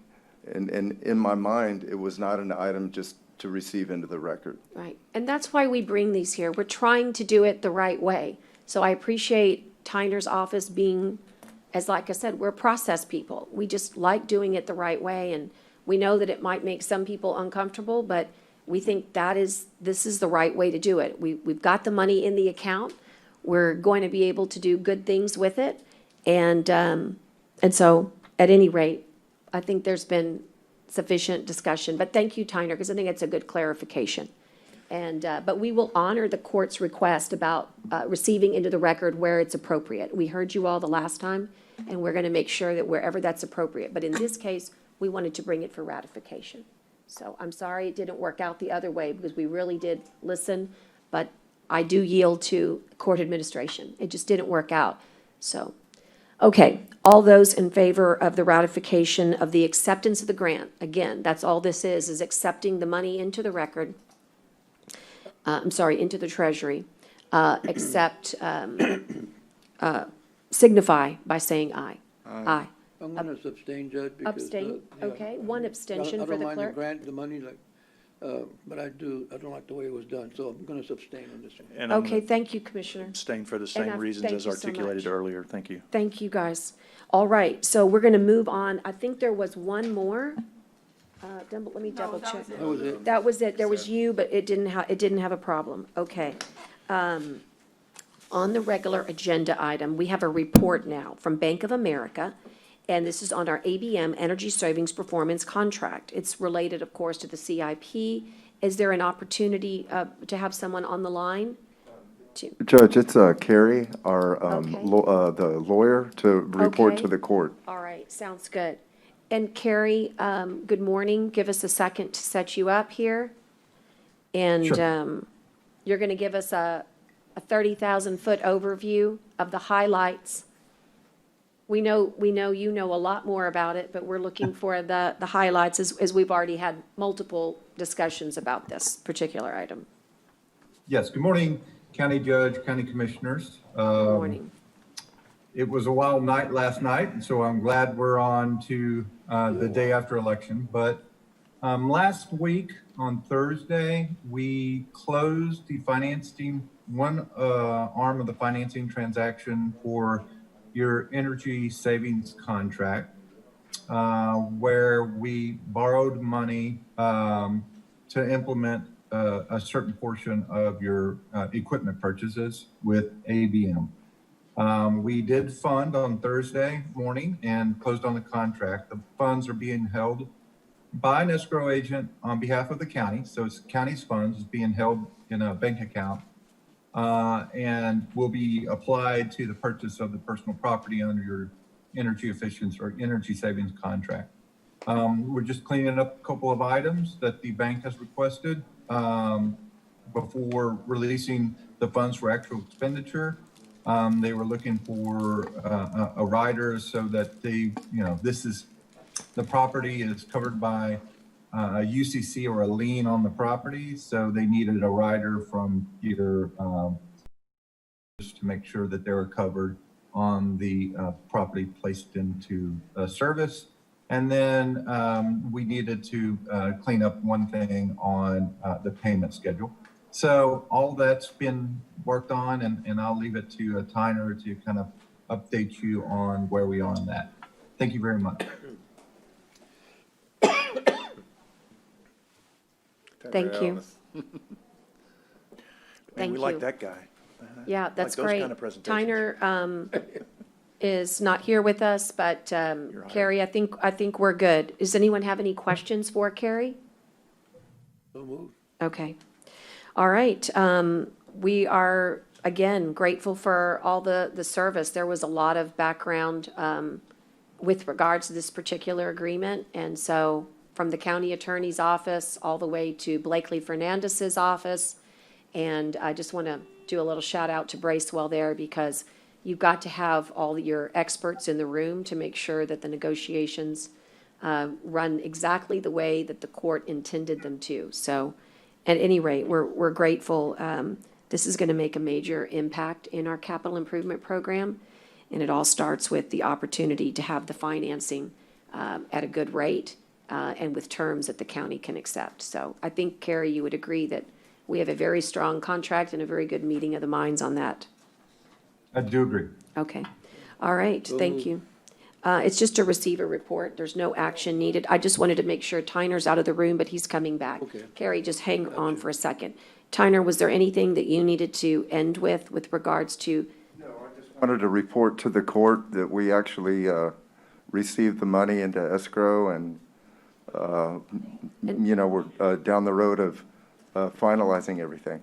Okay, great. And as a result of that, Carrie, we've got a notice to proceed, so that makes a big difference, is being able to move from your part to actually getting things done. As we say, we wanted to order things, get projects moving, and we can't do it until you give us the go-ahead, so thank you.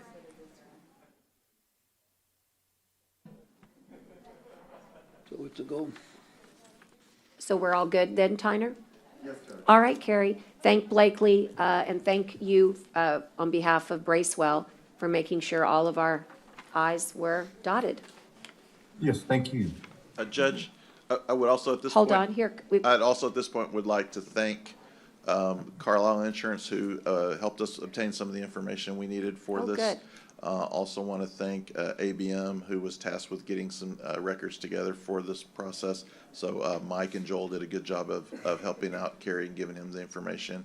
And then Lisa Thames at Bank of America was kind of overarching umbrella to make sure that everything was done, that everybody was on task, and she kept us up to date with emails and information all along the way to make sure that everybody had what was needed. And the folks at Bracewell just did a stellar job.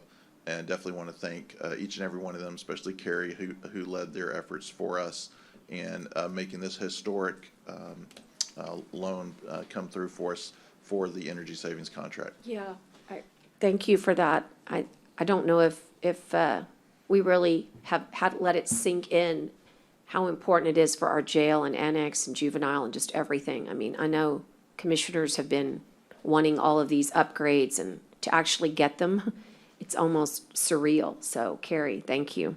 Also received the clothing cost information from Starting Host, so I'll be working with Michael to get it paid correctly. Normally it was paid through the proceeds.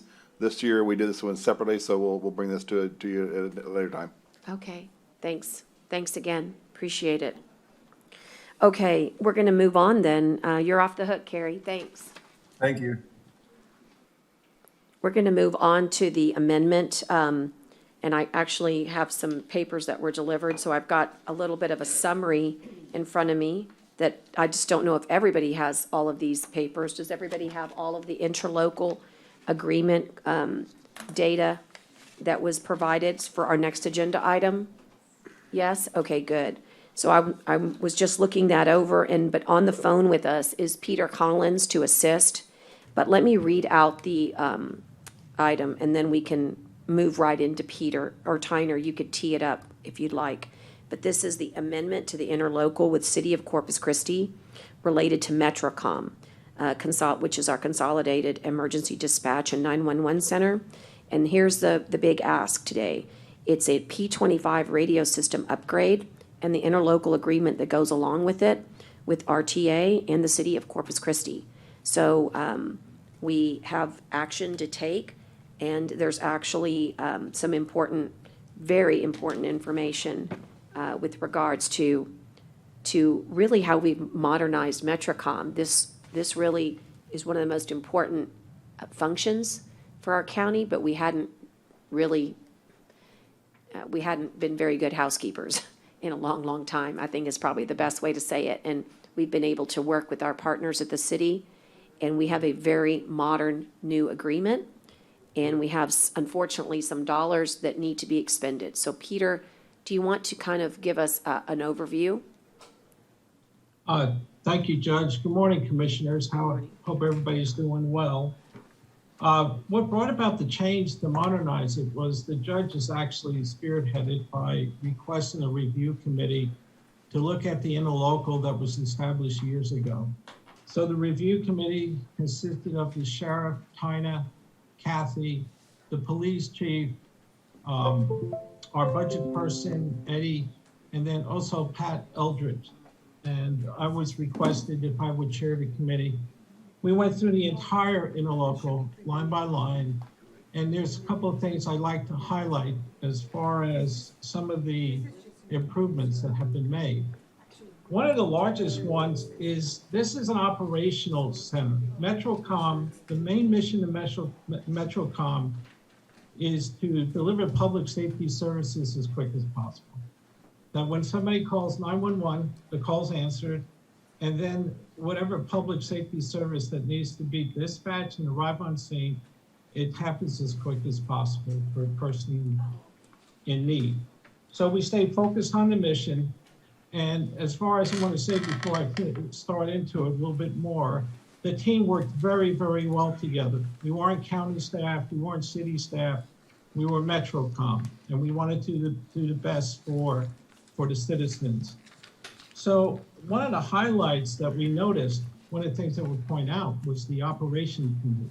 The operation committee was actually made up of individuals that really weren't in touch with the operations to agree that they need to be in order to oversee operations for MetroCom. So we changed that as far as who are assigned to it. So for example, the sheriff can assign an operations person to the MetroCom operation committee. The police chief can do the same. The county judge can do it. And also the city manager can assign team members, but they're all operational based.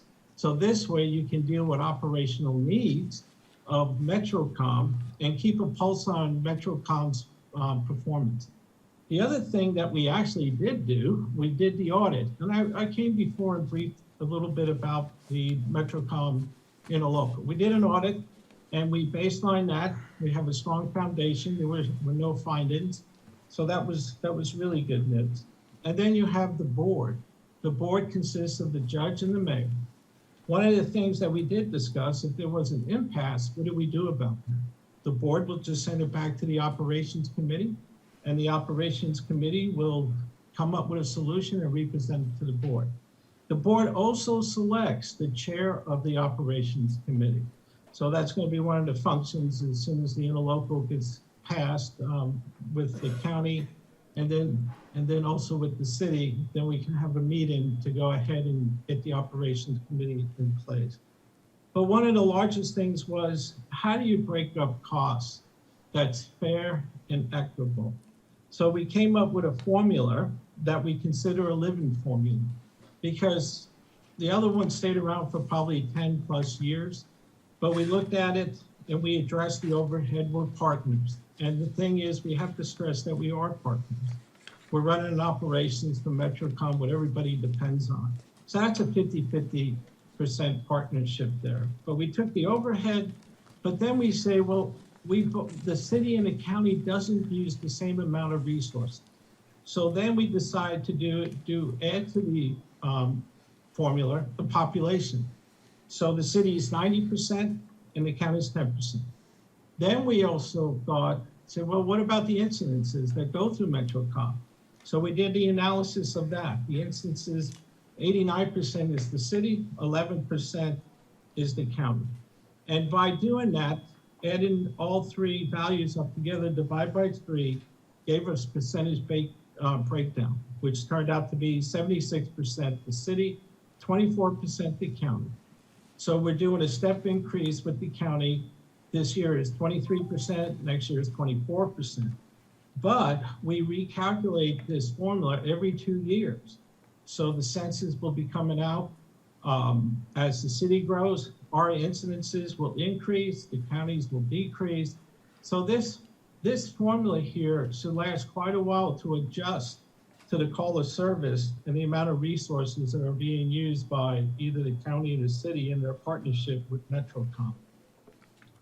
That's kind of just a very brief overview on it, but we're also looking at as far as some of our 911 fees.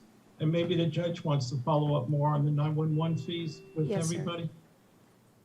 Yes, sir, I will. So basically, oh, hi, Kathy. Hello. Welcome.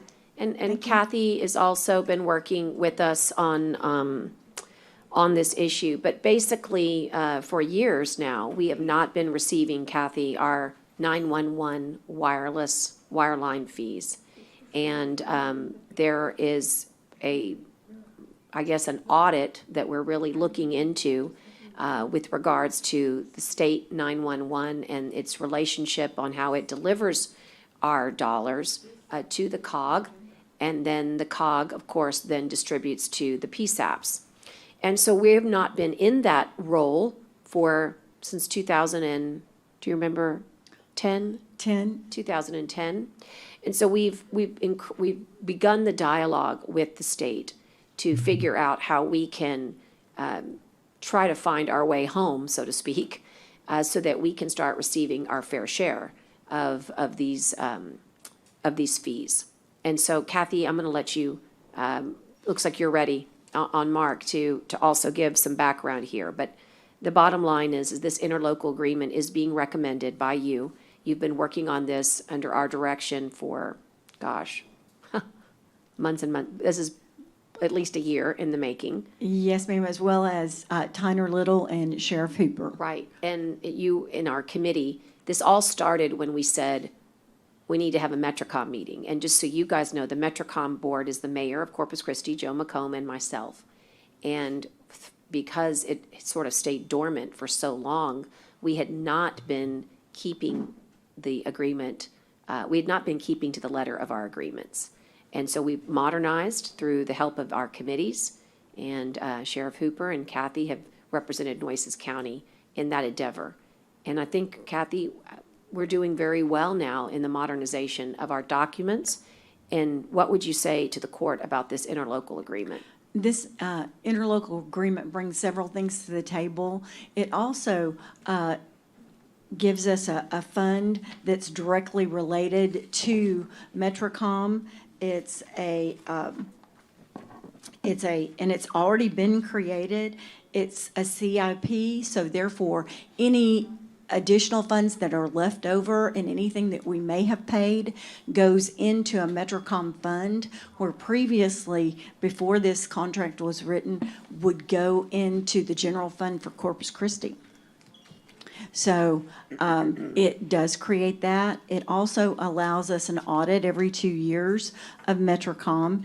It also creates a proper operational committee, and they do meet every 2 months. And they are watching the drop-off rates, the flow, how we are doing, how well MetroCom is doing its job.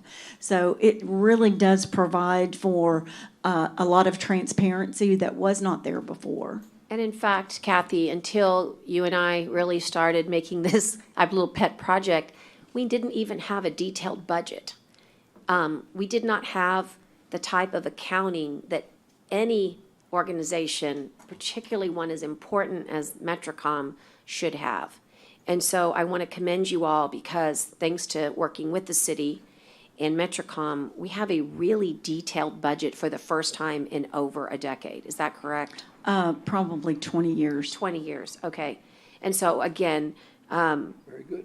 it is very good. And now let me tell you a little something that sometimes when you look, you realize, oops, we owe a little bit more. So I don't know if we want to delve into that, but we have had to change because we looked. But it inures to our favor if the numbers, now we have a framework, right? To be able to base the dollars that are fair for us to be able to contribute. Yes, ma'am, that's correct. Because this new framework allows, as the population increases in the city of Corpus Christi, then they have a greater responsibility. As our population perhaps lowers in the county, then the county has less responsibility as far as payment goes. This also speaks to a specific area. We have had requests from Bishop Aguadose Driscoll to pursue dispatch services through Metrocom, and the fees that have been presented to them in the past have not been what they would deem appropriate based on their size and scope as smaller towns. Yeah. So this new contract does allow the committee to revisit that and provide a reasonable reimbursement for those entities. And in fact, they were being fundamentally unfair. That's correct. To those small towns. So I just want you to know, I mean, in the middle of all the things that we're working on in emergency management, I'm so proud of the fact that we've been able to deliver on some of our promises from last year, which was modernize Metrocom, re-strike a balance that's fair and equitable for all parties, and work with our partners at the City of Corpus Christi to make sure that that we are, as they say, all in this together with the right allocations. But thanks to Peter Collins and the city, we've been able to go work with the state agency to try to figure out if we can bring in more money. And we may not be able to, but we have at least started the inquiry. And Kathy's helped bring all of this together. Thank you, ma'am. So there's some action items here, right, Kathy? Yes, ma'am. And you want to just remind the court so we can make here maybe for a motion. Well, actually, is there any questions that you all have of Kathy? There's definitely big dollars here, guys, that you need to sort of look at because upgrading the P25 system is a cost of at least $600,000. Nobody's brought that up. I'm always amazed what gets people's attention. I don't know about you, but that one got mine. Put it up earlier, Judge, that was the wrong one, $608,000. Yeah, 608,000, and we don't have a funding source for it. Well, actually, we do, but you haven't asked yet.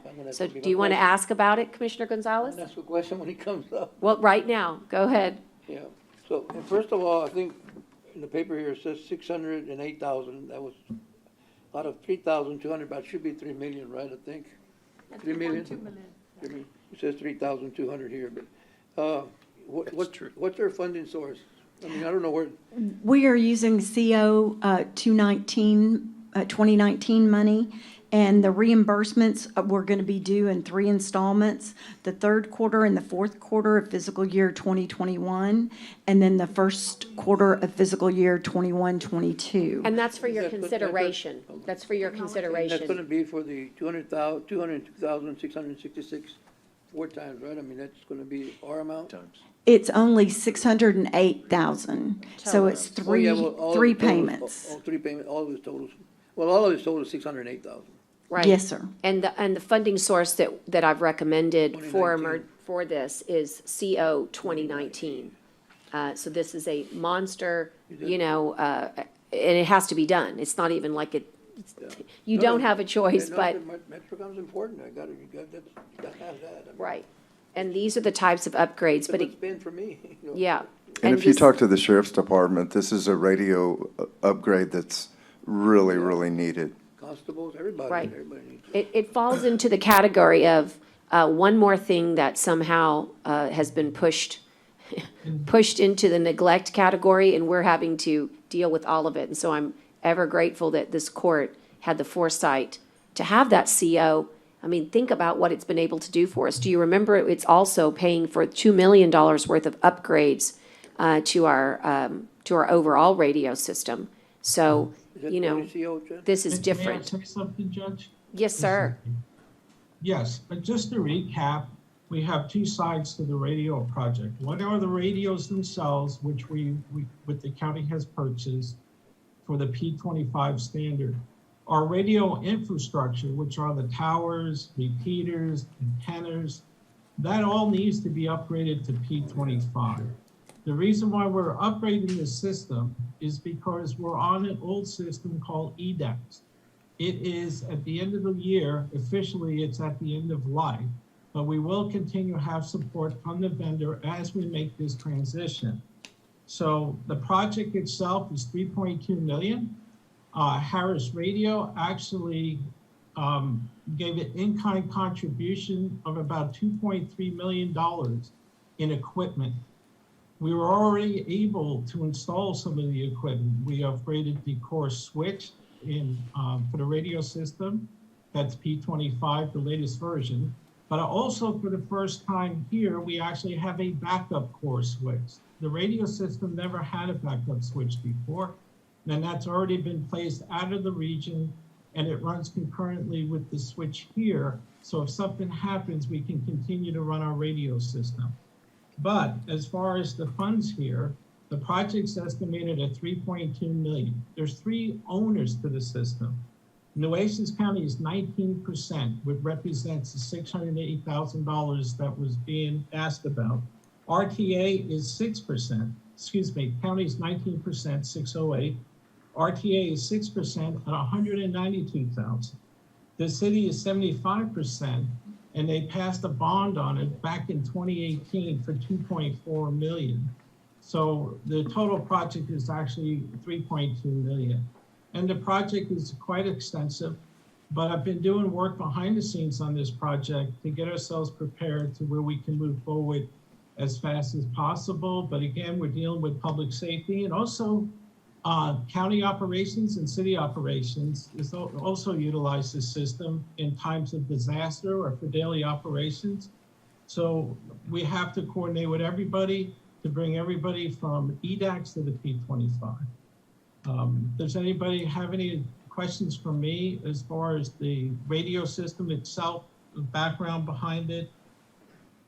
So when you see the updated CO, so if it's the will of the court, which I hope it will be to. Judge, I'd make that motion. just in Okay, case you're ready. that'd be great. Second. Okay, motion and a second. Let me just get that, and just to make sure we're clear, Commissioner Chesney, you mean for it to be funded by Yes, ma'am. CO 2019 for that amount of $608,000. All those in favor signify by saying aye. Aye. Aye. Okay, let's do that piece of it. And then also the amendment needs to be considered as well. Is that correct, Kathy? Yes, ma'am, that's correct Okay, as and then well. is there a motion So for the? moved. Okay, thank you. And I'll take that as a second. So the amendment also is on the table. All those in favor of signify by saying aye. Aye. Judge, I just wanted to say real quick. Yeah. You know, Peter's always done a great job. I really appreciate all the effort. I know y'all have all worked hard on this, but Peter's kind of the expert in this area, and we really appreciate all the Been hard a work. long time. Yeah, been there a long time. So just so we're clear, just so you guys have awareness, we will be paying 23% under this new amendment. And that's a departure from 22%, but because we knew it was coming, we budgeted appropriately, and Dale was aware of this particular, I would say, increase. And if you'll notice, it's an increase of $60,867.72 to the budget, okay? And that's, so that's, just so you know, that's in addition to, but it's been budgeted. And then now we've got enough to do both the communication system and as well as the radio. So total, all in, we've probably allocated from our COs about 2 million, well, about what, 2.8 maybe, Dale? Yes. 2,800,000. So we've made a huge investment in our radio upgrades and the communication systems that are associated with it.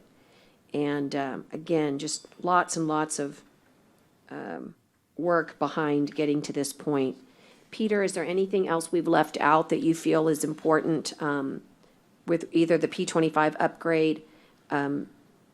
Again, we just want to make sure people understand the difference, right? Difference between the Daily Wells radios, that's one thing, and the P25 upgrade to the communication system, something totally different. So when you're talking about it, and I think this is a great talking point for you, commissioners, that we've made a major investment in this, obviously emergency system. This will alleviate dropped calls that we're currently experiencing on the outer edges of our county, and it will strengthen our infrastructure and bring it up to date with the rest of the state. And it'll last a long time, right, Kathy? yes, ma'am, it You wanna- certainly will. You want to remind everybody, it's got a good life. And so I think it's really important that people understand that we make this investment for years to come, right? Yes, ma'am. And it's been placed on a new tower.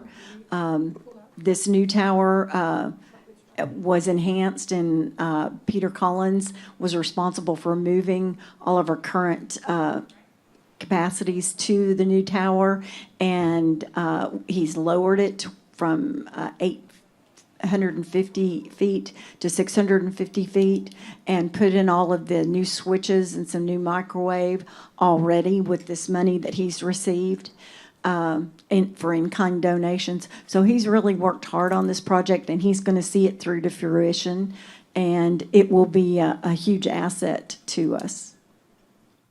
Judge, may I add one thing to this? Yes, sir. Yes, sir. There's another really good move here. If you remember, I think the last time I was at Commissioner's Court, we passed the MOU for the Coastal Bend Public Safety Radio Coalition, which is basically 8 other entities: San Patricio County, the Port, Port Aransas, Kingsville, just to name a few.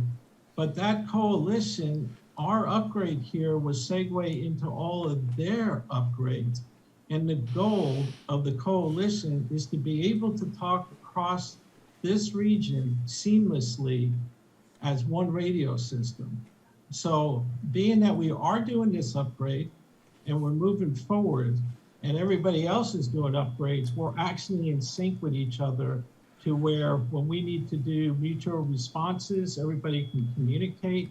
So this is a win-win, not just for the county itself and the citizens here, but for the citizens throughout the region. The other goal, which gives us the ability, is have communications all the way up to San Antonio, up to Austin. And I'm working with LCRA to do an interlocal that will enable us to cross our systems over and be able to talk to one another as if it's just one system. So this is all opportunity. If we were to stay on the EDAX, we'd just be a little island, and we wouldn't be able to communicate with the other folks. Yeah, and of course, during a major catastrophic event, this is why this is such a great need. And we've already experienced going through a catastrophic event in Harvey where this didn't exist. And that's why it's so important. And we'll have a little fun telling them about the next great communications project for the spring with our fiber optic loop. But we'll save that for another day, Peter. Yes, that sounds good to But me. we've got big plans for communications networks, and it all starts with these types of interlocals. And anyway, let me ask the commissioners, there's a lot of information, but if I was going to point to anything, it's the Metrocom summary that you have in front of you that's really the best way to tackle a lot of this information. And you'll notice that the RTA, they're 6%. We're at 19%, and Corpus Christi's at 75%. I don't know if I'm being redundant, but that was important, I think, for the public to hear, that we share in a equitable way. Kathy, anything else that you want the court to? I think you're done. I think we're good, because we voted on the amendment. We voted on the funding for the P25 upgrade. I think you're good. I think you just need to kind of keep this status report coming back to us whenever you think it's appropriate. Yes, ma'am, I certainly Okay? will. Thank you. Awesome. Thank you. And we'll bring back any potential opportunities to get funded with 911.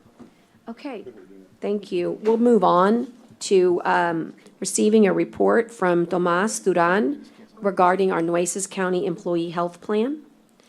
And Tomas,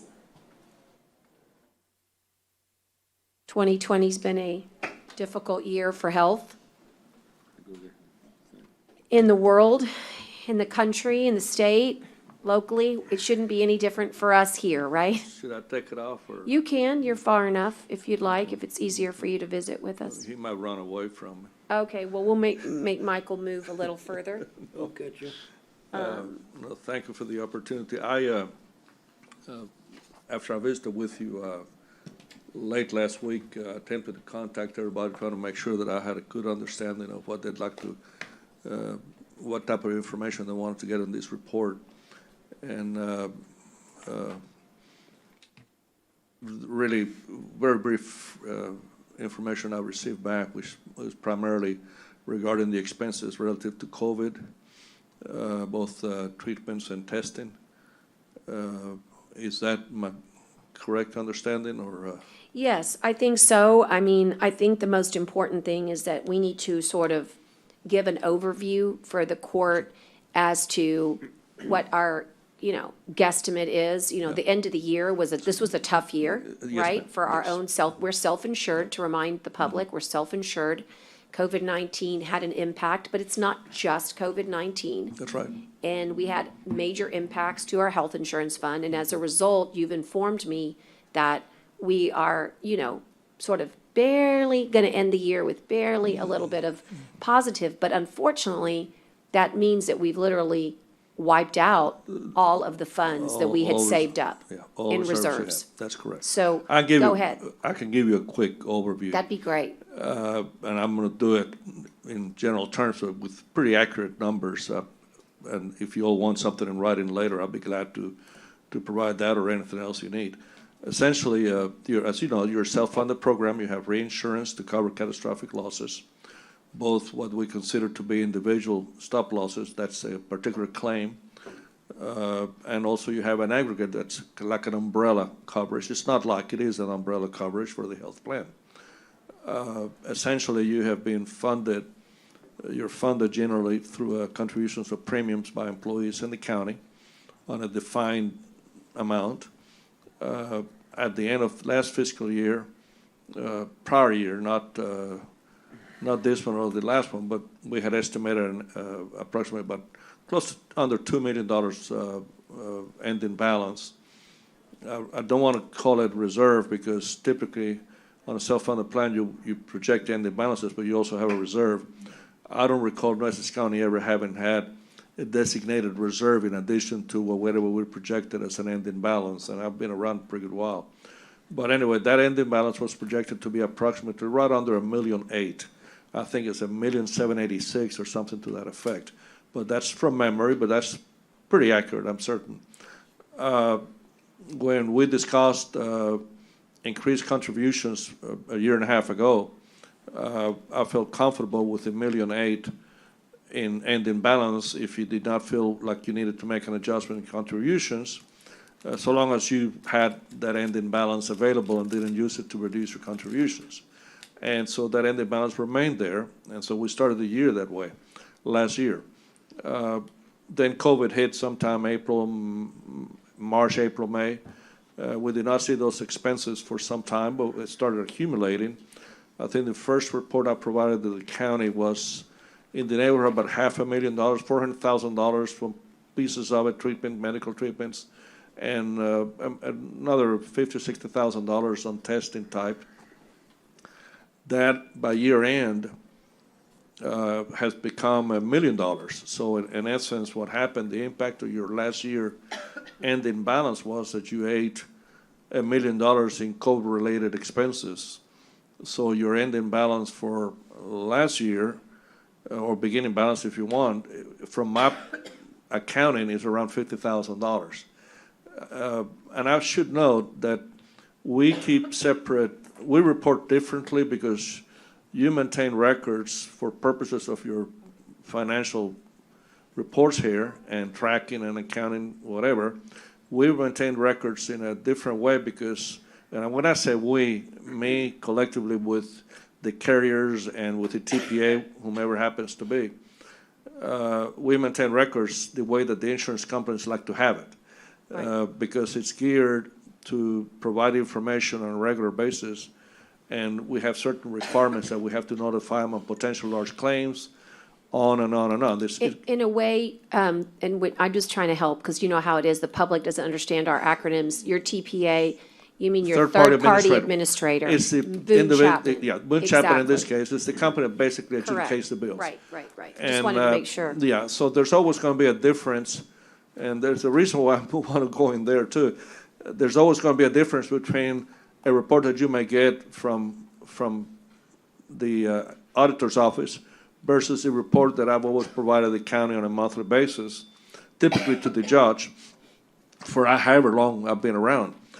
Now, those differences are not significant in the sense that there are differences, but it's primarily geared to the dates that you all may post something, or the day you may bill something, while we're doing it based on a mix of accrual and what's expected. So there's a flow in there that the numbers, if you're trying to match it, it's very difficult. Though Mr. Ashley and I have, in fact, discussed it on a number of occasions.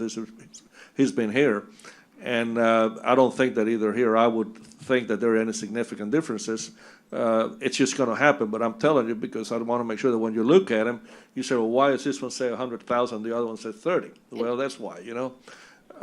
So would it be fair to say that you have like you do a true up with your folks you're almost ahead of us in a I'm way. ahead of you. I know what you're going to pay before we see it. Before you see it. Yes, So ma'am. there may be a differential, but at the end of the day, it's all the going to same. show up, at least the best to your knowledge, That's right. somewhere in the vicinity of plus 50,000. Plus or minus. In some cases, it may vary. And I'm going to go there too. And I won't say who, but I mean, I discussed that briefly with someone. I tried to reach all of you over the weekend, but I was not successful to reach everybody. But one of the questions asked was in our ending balance, and why was it so large, which I believe was $1,560,000 or $1,600,000 approximately, ending balance for this, expenses for September. And the reason is that when we have our reinsurance contract is what's called incurred and paid. By incurred and paid, to translate it into English, is we have to incur the bill in that 12-month period or prior to, but it must be paid within that 12-month contract. Otherwise, we don't get the money back. Well, we have had a number of claims that could potentially meet that requirement, and in order for the county to receive reimbursements, those bills are expedited and paid before the end of September so that we can file the claim and get the money back. In this case, you're going to have about $150,000. I don't know if you have received it yet or not. So what happens is that at the last month of every contract year, a review is made and bills are expedited for payment, and that's where you had an inordinate, more than average payments for the month of September of last fiscal year, okay? Mm-hmm. That was a question asked, so I'm trying to explain it now. That's a good question. And that happens also, that will also have an impact on your first month of the following fiscal year, October. So you should have or reflect, and I think you do, you should reflect a lower cost of claims for the month of October, but it all equalizes over a period of a year, okay? So when I make my projections for your expenditures, I base them knowing that information. Now, you may not have it, but I do. So I get notifications, for example, if someone goes in and we think it's going to be a potential $100,000 bill, I get an email telling me and giving me the details of it so I can track it. That way I can know if you're going to be spending more money 45, 90 days later. I can call Mr. Ashley or his staff and say, hey, you're getting ready to get a hit with a $300,000 check. So you'll be forewarned of it and not say, well, where's this coming from? And those types of things happen on a routine basis. And frankly, I don't want to make it sound like they're not routine, but we treat it routinely. I mean, it's part of the job, you know. But that is what happened on your year end of this year. Is we had a very large claim touching $500,000, and we're getting money back. And that's the way it had to be done in order to maximize how much money comes back to you. Okay, the COVID expenses that began sometime in March, really we did not see them for about 45 days, 60 days later. And those expenses, my last report that I saw for last year, but I'm talking last year, I'm talking about last fiscal year, were in the neighborhood of slightly over $700,000 for treatments, and about another $180,000 for testing of employees and dependents. And that was touching a little over $900,000 year end. I just received that report end of last week, okay? So it was an update from a prior report, which was about $300,000 less on a fiscal year basis. The other is that there are other ongoing things, but I think we look okay, except that you wiped out any monies you had at the beginning of this fiscal year. I mean, you had zero money from my perspective, okay? Not necessarily from the county's perspective, but you had $50,000 from our numbers, so and you're going to have to pay and have had to pay close to somewhere around $1 million for the month of October, and we're now in November, and so my report certainly is going to look different than your report, okay? And I think that I'd like for the commissioners to be able to delve in and ask any questions if they have any. But my big question to you that you and I have shared over and over again is the opportunity to go seek dollars back for COVID-19 reimbursements. And both you and I know the difficulties that are associated with it. But I just want the court to know that we are going to pursue approximately $900,000 worth of COVID-19 potential dollars that could come back to us. I've had, in fact, I don't remember, don't hold me to the day, but I remember when before budget, we were discussing the issue of the need to really track down accurately in case we could recover some of those funds. And so we started doing that back then. I don't know if you remember that conversation or not, but we discussed that. And you asked me that I meet with Mr. Ashley. But I mean, we're talking a few months back, okay? Right. And I can go back and dig it. But so I've had that discussion with Mr. Ashley a couple of times, not very deep discussions, just on passing. Right. Of tracking it to make sure that if there was a possibility to recover some of those funds, that we could do so. Well, and we know they have been given plenty of funds by the CARES Act, so there could be a pathway forward there. But I think the courts, what we're gonna have to decide as a court is on another occasion, maybe not today, but is to work with our auditor and figure out how we're going to deal with the shortage of our cash reserves for the next fiscal year, which we're in. So I think if there is a message today, I'm hearing is that, okay, so you escaped by the hair of your chinny chin chin for this last fiscal year, given a worldwide pandemic and some very serious claims. Maybe that's not such a bad result, but the negative or the downside is that you don't have any cash reserves. So this court needs to find a way to rebuild reserves.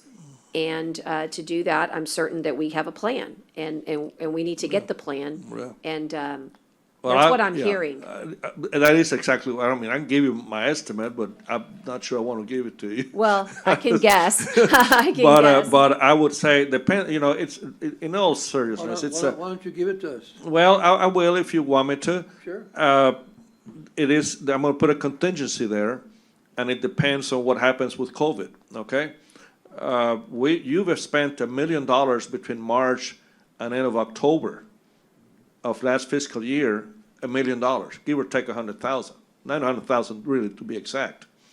So if we continue spending money on COVID in that fashion, you will need to add probably another $1.2 million just for COVID alone. Okay? And in terms of the reserves that you burnt last year of $1.7 million, you call it ending balance, beginning balance, or reserve, call it what you wish. You burned $1.7 million, $1.8 million, and part of that burn, $900,000 of that was related to COVID. So if I'm telling you, you're going to spend about $1.4 million in COVID this current fiscal year, you still need to replenish the standard medical bills and everything else that you're going to have. I estimate that to be about $700,000. So add the $1.4 million or $5 to $700,000, you're going to be looking at $2 million, $2.5 million. 2.4 to be exact is my real number. Right. When I put the real numbers to it on my desk and make my projections, 2.4 million. You'll need this year. And of course, Tomas, the age-old question is it better to be self-insured, or is it better to have the other, what we call the traditional? Full insured. Full Look, insured. you'll save my fees, which are, I consider, extremely reasonable. That's the savings. If you go full insured, grab your total expenses, which I suspect is going to be around 15 million, maybe 16 this year. Deduct your fees and your TPAs and all of that. Say take $2 million out of reinsurance. So you're looking at 13 million. Add 25% corridor to the 13 million, which would be $2.5–3 million, and add a little profit to it. So you're looking at $4 million. And then add that to the 15 million that you're going to be paying self-insured. Right. And so you're looking at an $18 to $20 million case. Right. And I think. I mean, that's just the way it is. And that's why we're self-insured. Yes, ma'am. I just wanted to make sure that the court, I remember we're also catering to our public, and there is a reason that we have chosen to be self-insured. And the reason is money, expenses. It's money. And you need to consider that you also, to transition from self-insured, I'm looking at Mr. Chesney there because he's heard me say this while in the city. You're looking at a tail, what we call loosely the tail.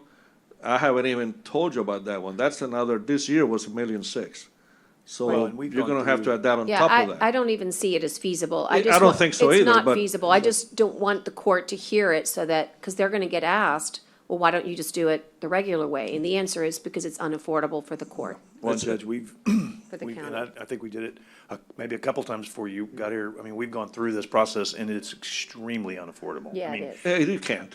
Right. I mean, we went through this, we got bids, we went through the whole thing, and it was like, wow. So, I mean, it's a risk, and that's why insurance is called, risk. But we have done the analysis for the public's sake several times to Right. see how much it would be to not have to do self-insurance and to do private insurance, and wow, it's staggering. There are a number of things that I'm pursuing right now, and I have generally discussed it with your purchasing agent, Michael.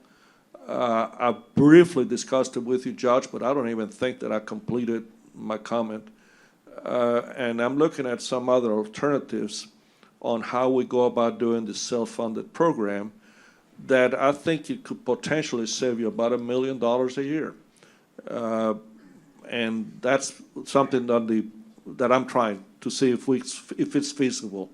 I'm not prepared to say that as a fact, but in fact, I don't know if Mr. Robinson wants to say, but I mean, he and I have been in discussions of when should we start, or when should I have authority to go out and start working on this project, because I wanted to start in November, but given all the commotions and all the issues and difficulties, it's been delayed. But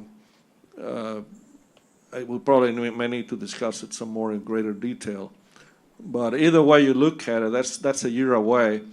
And for this year, to finish this year, you're going to need at least $2.4 million. That's a fact. I want to make sure I leave you with that knowledge, in this fund.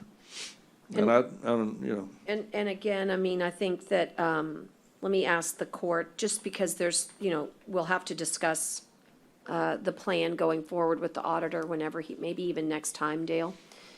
next court. But how about questions for Tomas on the information that he's provided and where we ended up this fiscal year?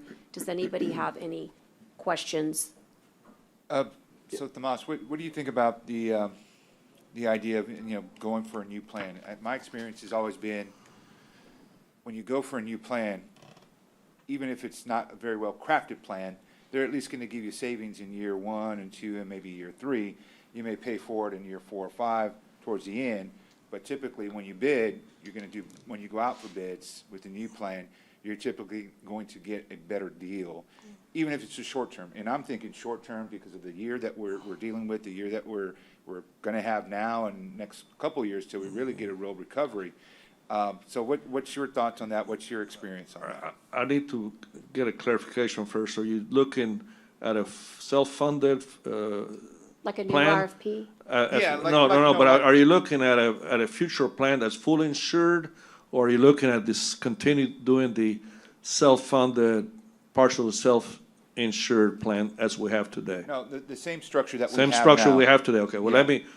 there's a reason, because the answer is different depending on what you want to do. Right. If you remain under the same current structure, I'm not aware of any better way to reduce the bulk of your expenses by going out to bid, because we have probably the best carrier network at the lowest cost. Now, set that aside for a minute. So I am in discussions, and I think I've discussed it with the judge, hope, Absolutely.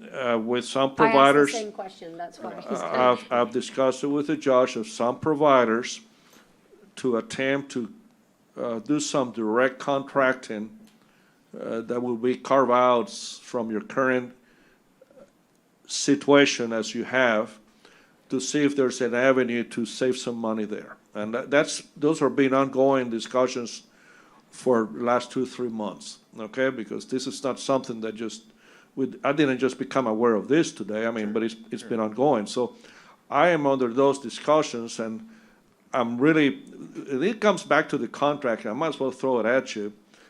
I'm not supposed to do something without officially asking you and you authorizing me to do it, and I'm on my own out there trying to figure out what in the world I can do to save you money, and just because I'm supposed to ask for the help to say, yes, go ahead, I assume you want me to go ahead and save you money, so I'm doing that, but they're preliminary, but I have been working on them for the last 2 or 3 months. And those are things that I'm looking at. I'm looking at restructuring how you do reinsurance. I am looking at how we can carve things out of the program and lay them out cheaper. That's the effort that I was referring to earlier. I'm just giving you a little bit more detail now. But to go out to bid necessarily, which we have to do this year, I understand, right? We have to, according to Mr. Robinson, we need to do that. So that will lend the opportunity to do some different structures on how we do things. I've been in contact with several companies that are currently doing what I think really may bring about that $1 million savings that I told you about. I've been talking to them. There are people that I've known back from my city days 30 years ago. And they've developed a system, which is, I think, something that we might look at to implement. Doesn't mean that Boone Chapman couldn't do it either. I've discussed that with our current third-party administrator. We're doing, to some extent, we're doing it already, and we approved those programs that we discussed a year ago on some carve-outs for surgeries and stuff like that we've been doing as a test.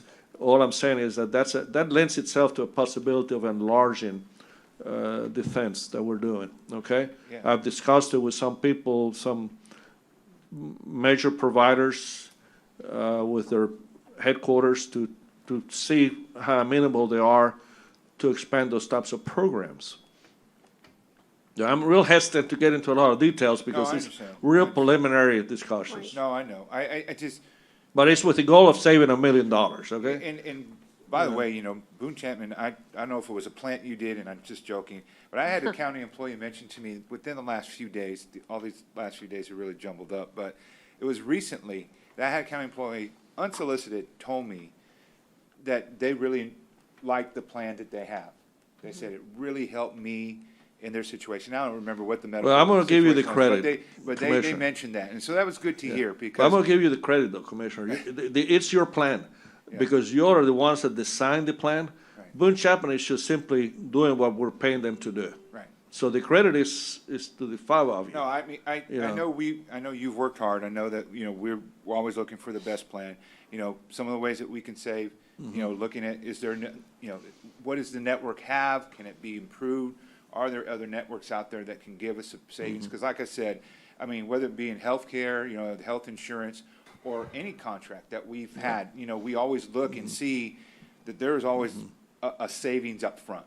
And like I said, I know that the tail end is where maybe you may end up paying more, especially we see that in healthcare. So my thing would be, you know, third-party administrator, network, see how can that be crafted to help us save some money up front, and then hopefully long-term as well. And of course, keeps the, you know, the impact on the employee down to a minimum. And just, you know, while we're dialoguing here, I, you know, want to share my concern. You know, I know that we have a very good pharmacy plan, right? The biggest or one of the best in the nation. It's one of the best one in the nation. Right, so I still have in me just a little bug that I can't get over that we don't have Walgreens, okay? And that's because I think we should have every pharmacy in our plan. Now, I know that there's discounts, there's ways that they can make. You it get much $500,000 much back more for incentive. not having Walgreens. Right. That's, you know, No, it's a, yeah. I know. We've saved $500,000. That's it. I mean, And I believe, based on my experience, and I'm not in insurance, but I've been doing insurance with public entities for a while now. And my experience is, you know, we could get $1 million instead of just $500,000, right? If we had Walgreens in. It's the way we structure it. I think we need to be very careful how we word, we plan out our structure, our plan. Because, hey, I'm all about saving money. And I think we're going to save money regardless, and especially with one of the best plans that there is out there. But I think if we craft it in a way that we're careful, we'll make sure that we can capitalize on even a bigger savings. So let us not put that away and just say that that can't happen. I agree. But let me, so you'll really, because I don't want, I want to make sure it's clear. Right. When I came forward to you all and recommended taking Walgreens out, it was based on options that we had available, which included taking out CVS and keeping Walgreens, which included going to H-E-B and take out CVS and Walgreens. It included all of the options. And the most beneficial one, not affecting the employees, was to drop out Walgreens. And so, but that doesn't mean that it may have not changed already. That was 3 years ago. Sure. So when we go out this time around, which we have to anyway, we will be doing the same exercise, and I will be bringing to you, and that needs to be done in a confidential fashion, because they require, I cannot release the competitive rates of what we have, okay? Right. But that is the exercise we went through, and if we go out to bid, which we will, assuming you still keep me around here, after giving you bad news, when we do that, we will go through exactly the same exercise and it'll be your decision. I'll make a recommendation as to which one I think is best, but ultimately it'll be your decision, you know? Yeah. Of course. No, Now, I know you're working hard on it, and I'm, you know. And I a lot of appreciate you times- saying that. A lot of I really times, like I've said before, when there's various issues, I want to talk out loud. Please So we do, all yeah. kind of remember what the issues are, what the concerns are, so that we know when we start looking at developing a plan with Michael and all that, that we're all just kind of cognizant. And I'm not saying I'm coming out with great ideas, but these are questions I come up with a lot of times. I know we've heard these questions before from this court. And so, just so we can kind of be cognizant of that as we go forward, so we can just try to, I know you're going to work to give us the best plan. You're not in it to cost us more money or to hurt us in any way. I know that that's what your job is for us. So if we can just make sure that we look at what the best is, you're going to do the groundwork for us, and then come back and say, hey, maybe this time, like you said, the market is working the way out, that we can include all the companies in there, then so be it. Because I'm all for more choices And I think the market provides better service for the employees when you have a variety, and a full variety, right? Not just one exclusion, say a Walmart pharmacy or CVS pharmacy excluded. I really would like to see everyone, to give people a better chance to really Open up farm it the out, world. and also to help reduce the lines at CVS, because, man, they're too long. I want to see it spread out a little bit, right? So, not any punch at them. They help us out when we need to go. I in there, understand. but, I understand no, that. thank you, Tomas. Thank you. And I want to echo, just keep finding ways that we can, have opportunities, obviously, to save costs, and that's what we've been working on. And I do want to just tell the court that we have asked Tomas through emergency management, our provider, on vaccinations. So just so you guys know, vaccines will be free, but there's always a but. And the but part has to do with the state wants us to receive the copays. So it's nothing, it's not exactly that easy. And then, of course, we are going to try to be a provider. The county is going to try to be a provider for vaccines. And this is something that we're going to work through Boone Chapman and see how we can make Yeah, that I've got two, I'm working on two options to bring to us. bring it to you at some And point this in is time. part of the plan that That's we right. will submit to the state of Texas. So just want you guys to know that insurance winds up being an important aspect, not just fiscally and for our employees as their benefits, but it winds up being a part of COVID-19 response. So, okay, any other questions for Tomas? Okay, Tomas, you're in luck today. Thank you. Okay, thank you. Enjoyed it. We're going to move on to the registration. I'm sorry, it's to lease for registration and title services. They're workstations, we call them the RTS workstations.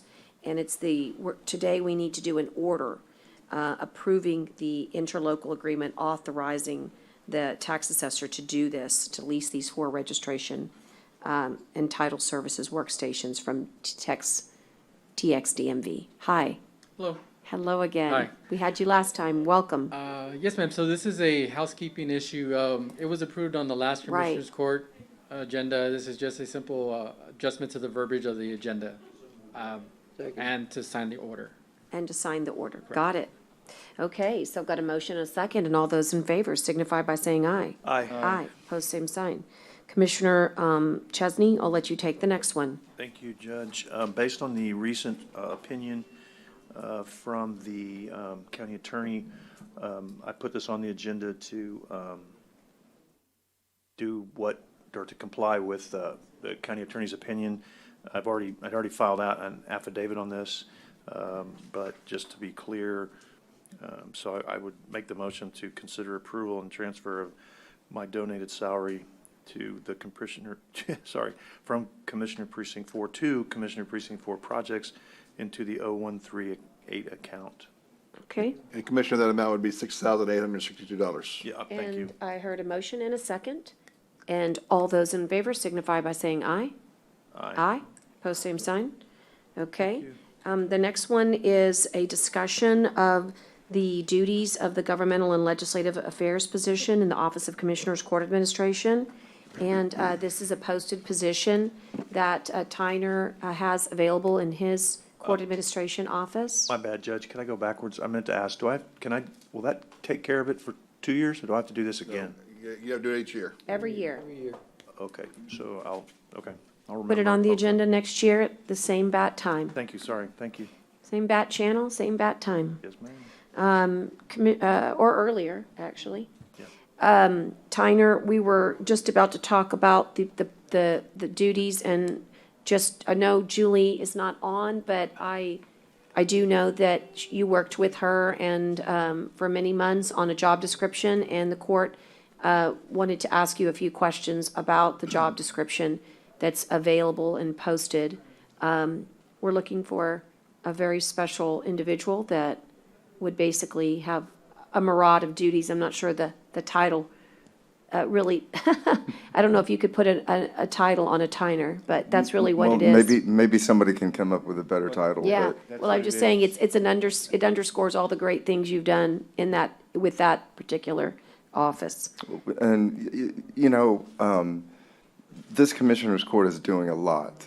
Mm-hmm. And in fact, so many projects, with money, and you're doing things, and you're building things, and you're, with Hurricane Harvey recovery, you're fixing things, you're dealing with FEMA, and back in long ago, we weren't raising taxes, we weren't issuing bonds a long time ago, and there wasn't as much to do as there is now.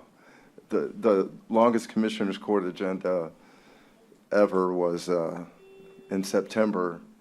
If you recall, our consent agenda went through the alphabet a couple of times, but And Judge, I don't think Tyner needs to justify the existence of this. This is not a new position. No, I Yeah, just I mean, wanted this is- him to give no, a yeah, little no, bit of background, All I put it on here for was, just to remind everybody. no, all I put it on here for was to discuss, because I think, and I was trying to find it on here, but I think this has a requirement of a law degree, and Commissioner Mata had actually brought it up, and then I just put it on to discuss, because I think if we could expand the, maybe like, and a master's, or, something. Yeah. Or, so that there's potential for more applicants. The masters. Yeah, Yeah, and masters. you can. Yeah, and then the other things, in the past, we had talked about whether we wanted to make, this have some, maybe have some budgetary responsibilities. We talked about a budget officer, and I know Dale's the budget officer. Right, but you we- said financial, and just so you know, that is in there. We did look, and it's in there, financial, contractual, transactional, something like that. But we can strengthen, Tyner can talk to Julie and try to strengthen some of the language so that it sounds a little more financial. And that was all, that was the Yeah. only reason, I just wanted to make it to where we and I expanded the degree qualification and to And the talk about. language. Yeah, because this court had said we wanted someone potentially maybe with financial background, and then obviously the governmental Yeah. affairs, but I mean, but this person can also lean on Tyner for the governmental affairs, because Right, Tyner knows that's what I'm that. saying, I Not think- do, I mean, I'm not trying to, Yeah. I'm just saying you can lean on Tyner a lot to learn that part of it, if there's not someone out there that has specific governmental affairs. Right. There may be, but I don't. I think the governmental affairs, like I said, is a misnomer. It just happened to be the way that it was had before, I guess, that the position was there before. It'd be like a bachelor's degree with preferably a master's degree? Yeah, I don't think a well, bachelor's degree is gonna work, because you've got a situation here and on this from may- pay grades. This may be Julie coming on here. Yeah, Julie's So- gonna talk to you about that. So in fact, Commissioners, I did have the language like that. Actually requiring a master's or a postgraduate degree. Julie called me when we were posting. She said, Tyner, this needs to be a doctorate at that rate of pay. Because of the rate of pay, it makes more than most of our other lawyers. A doctorate? Holy cow. And, If you look I at said, the I just go, you know what, Julie, I'm not going to fight you on this. Let's see if we get somebody. Hold on. I Well, know, my concern was this, and I sent it to you, and I CC'd the court on it so that we wouldn't have any discussion offline, but my concern was obviously the Juris Doctorate degree. Because in the example I gave you, is you go to LinkedIn, you go to TAC, you go to TML, you go to any agency, public, private, and you're going to find that even those in Washington DC, and you can pull it up right now on the computer, you're going to find that they say, they could say, the language could say something like bachelor's with master's preferred, or Yes. master's preferred, or whatever. But I have never, even for top agencies in Washington DC, ever seen that they only pigeonhole it to the Juris Doctorate. Yeah, I think that there's missed opportunity. If we can get that, it doesn't That'd be prevent great. us from getting that person. That's right. It just means let's widen it a little bit more to get more applicants in, and then y'all, you Yeah, go then you and pick the best decide. person. Then you pick the best person. And, if that's Yeah. the will of the court, that's fine. That's the way I had it originally.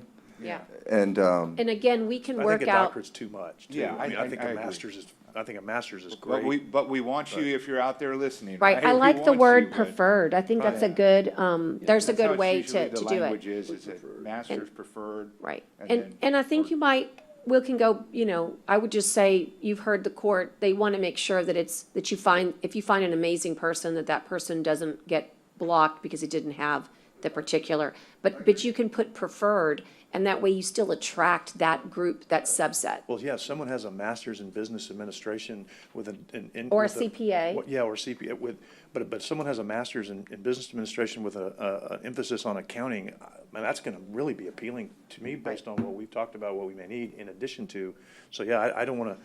The, I don't the wanna idea, limit the yeah, the idea here is that the court is different, right? And so there was only like one Steve Waterman who absolutely happened to have jack of all trades, right? He was like this financial person background, but he also was a transactional person and he understood the governance of the court. I've often said that court administration, governmental affairs, we have our expert. His name is Tyner Little. He also happens to be the court administrator. You don't really need another governmental affairs person per se, but the idea of the word government is good there because you're running court from there, right? So it's agenda, contracts, transactions, all these other things. So the JD piece of it is key because everything you do is really legal from that And Judge, bit. you're right, create projections of both expenditures and revenues in order to Yeah. keep management I informed saw throughout the that in fiscal there. year. There's good job Yeah, I think description. to me, it reads broadly enough. It does. Except for the pigeonhole, as Commissioner Mott has said, if we can just expand the degree to a master's with a doctorate, JD, JD preferred. preferred, that's fine, however, but I mean, Right. gosh, I let's think add a that's master's in fine. there and, I think that's a That would good be all I'd change recommendation. it. right? And So- so Julie's on, I'll work with her and we'll get Yeah, that. why don't you just work with that and and then again, and don't be afraid, our best positions when you're looking for somebody else takes time. So the fact that it's been out there for a couple of weeks doesn't really mean you're not gonna get anybody great. I just saw something that we had a natural resource specialist position and we got 9 applicants from all over the country. And they're phenomenal. 6 of them had masters or postdoctorate. So sometimes, but you know what happened? So do you- We wound up posting it all over the country. So So do we need to make a motion on that, Judge, or does? I just think he knows. Masters, It's- you're good? Yeah. I'm he good with knows what that, to do. yes. Okay. We'll Yeah. get it done. Okay. That's all I wanted to do. I mean, I don't John, think does that we would- really act upon it as much as Tyner hears it. Right, and And John, he's does gonna that work cover with what Julie. you, is that good for Yeah, you, John? I That was think your us idea. talking this out really, just, I mean, Helps. kind of understood already. Okay, I well, think your he deal. I just did. want to It make was sure. Just to kind of bring it to Just the to bring it forefront. up, yeah. And Okay. I think this may have promoted it already. Yeah, Right? maybe. Whoever's watching I hope may so. realize This is it. good. This Yeah. is good. This is good. And we're gonna get it on lots of portals and lots of, we just need to get it on more portals.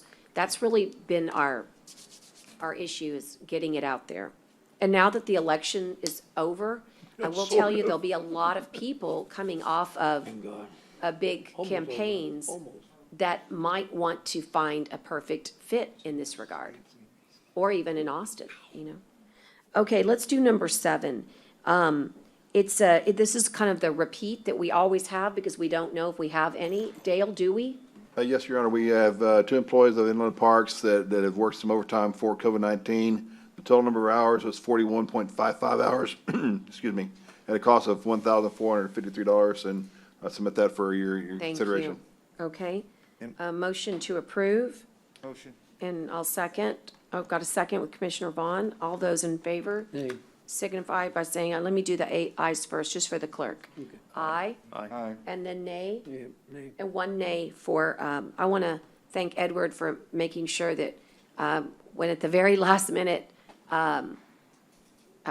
we had to completely move voting and testing could not be at the same location per the governor's orders. We had a really quick movement.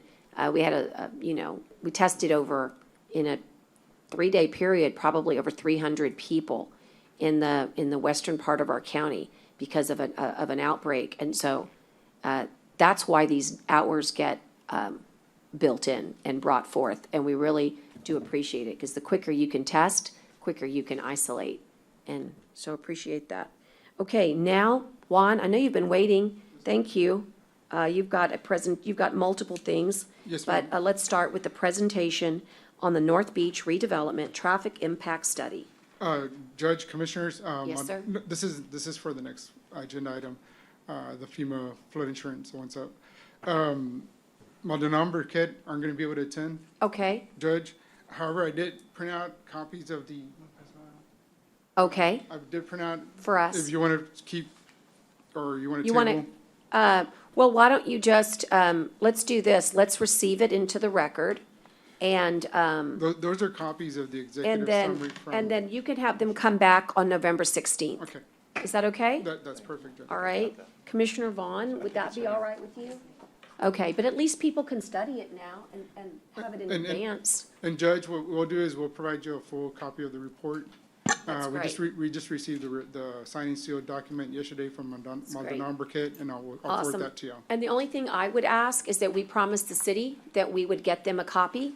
If you would get them a copy of the report. Yes, ma'am. And also, I might send you an email, there might be 2 or 3 others, what I'm gonna call stakeholders, that would want to see the report, including the TERS board, and, I'd like to work with Commissioner Vaughn. There's probably 2 or 3 other stakeholders, maybe more, that would want it, and we'll just email you, but before November 16th, that way, if you really wanna have comment on it, we gotta get it out in the field. Yes, ma'am. Okay, And that's thank that's just a copy of the executive. All right, so summary. then we'll move away from, since it was received presentation only, then we'll wait for them on the 16th.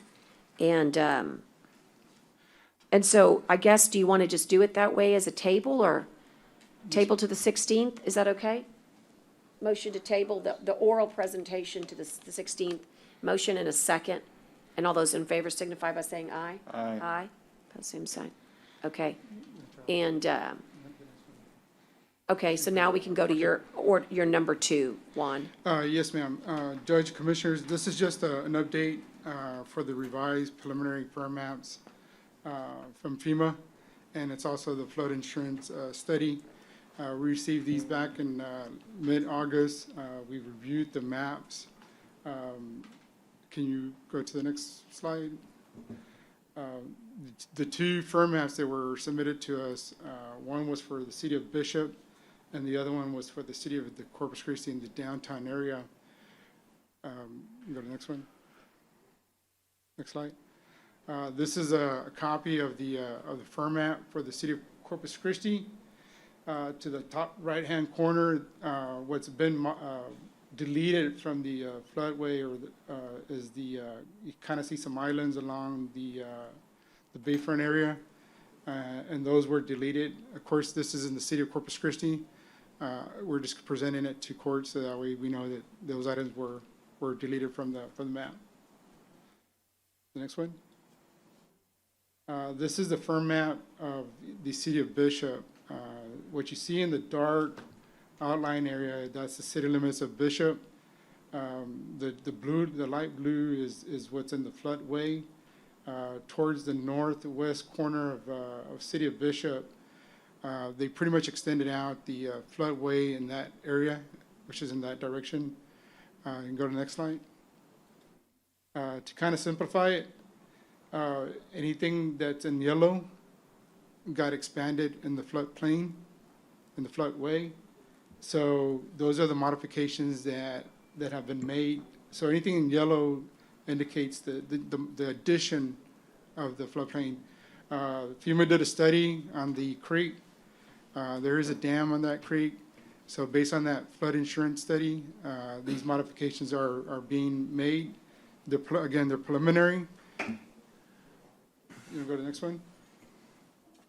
In conclusion, these are the FEMA flood preliminary revised firm maps. We have 90 days for appeal, and the effective date, and what I mean by the effective date is that when they get approved by FEMA, it takes anywhere from 7 to 10 months, and that's during the appeal process, which will be between May and August of 2021. One thing that we do get asked all the time from the constituents and engineers and the developers is that what maps do they use? Because since these are maps that are preliminary, do they use the preliminary maps or do they use the ones that are still in effect? And we always recommend from our office that they use the ones that are in effect because you can't be using the FEMA maps. This is kind of letting them know that if you want to use them, you can use them, but it's up to whoever the developer or the engineer or the engineer is to make that decision. And that's all I have, Judge. Any Perfect. question? Well, there's a kind of a lot to digest here, but I might have you back, let me ask commissioners. Obviously, Bishop is kind of an interesting one, I thought. It's a Yes, big yes. expansion. Yes, ma'am, it What do you is. think about that? Based on the flood insurance study, Yeah, Judge. it's accurate. It's accurate because number Okay. one is I don't think they took that, they need to take the dam into consideration. Uh-huh, So hydraulically, that's gonna, hold, right. hold some water back. So based on the study, we would Yeah, it's, pretty much recommend it, Judge. yeah, so, do you need us to accept it? No, Judge, It's just this is for presentation only. presentation, since they're preliminary. Yeah. When they finalize and Then they submit it, then we'll come back to we'll come court to back. accept them. Okay, good, so, Gotta, wait, Juan, you have a question? gotta remember also, all the water from Bishop, from coming away from Bishop goes in through Fiesta, then goes back to Petronila, so. Okay. So we gotta really watch that, I mean. We get flooded already as it is, so we just gotta watch the way water flows. Well, that's why we're doing that. We should hear something hopefully very positive from our Texas Water Development Board grant very, very soon. Maybe you could get these to Susan. I'm sure she's seen them actually already. But I'll give I'd it send them Susan. to Susan, just, and make sure they're in keeping with, what Correct, they're yeah. already thinking.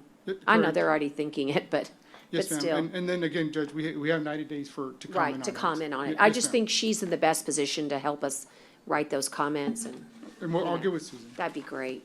Okay, if there are no other questions for Juan, I can move on to his third topic, which is the submittal of roadway safety project proposals for TxDOT.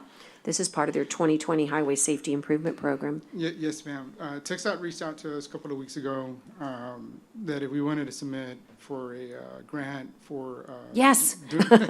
For doing improvements to where there's accident. Yeah, areas that are high prone- incidents. High incidents and that are prone. What we've done since then, Judge, just to let y'all know, is that we've had our staff go out and identify additional areas that we can apply for putting, chevron markings or Sure. put in additional traffic signalization for stop signs with blinking lights or other blink lights that we need. So our staff has gone out there and Yeah. identified those areas. I know we've gone through each individual precinct, and and the only bad thing about this grant is that we got to submit it by Friday. Oh, yeah, I know. So- Just so you know, so obviously Yes. Commissioner Vaughn, that 624 area is like a biggie.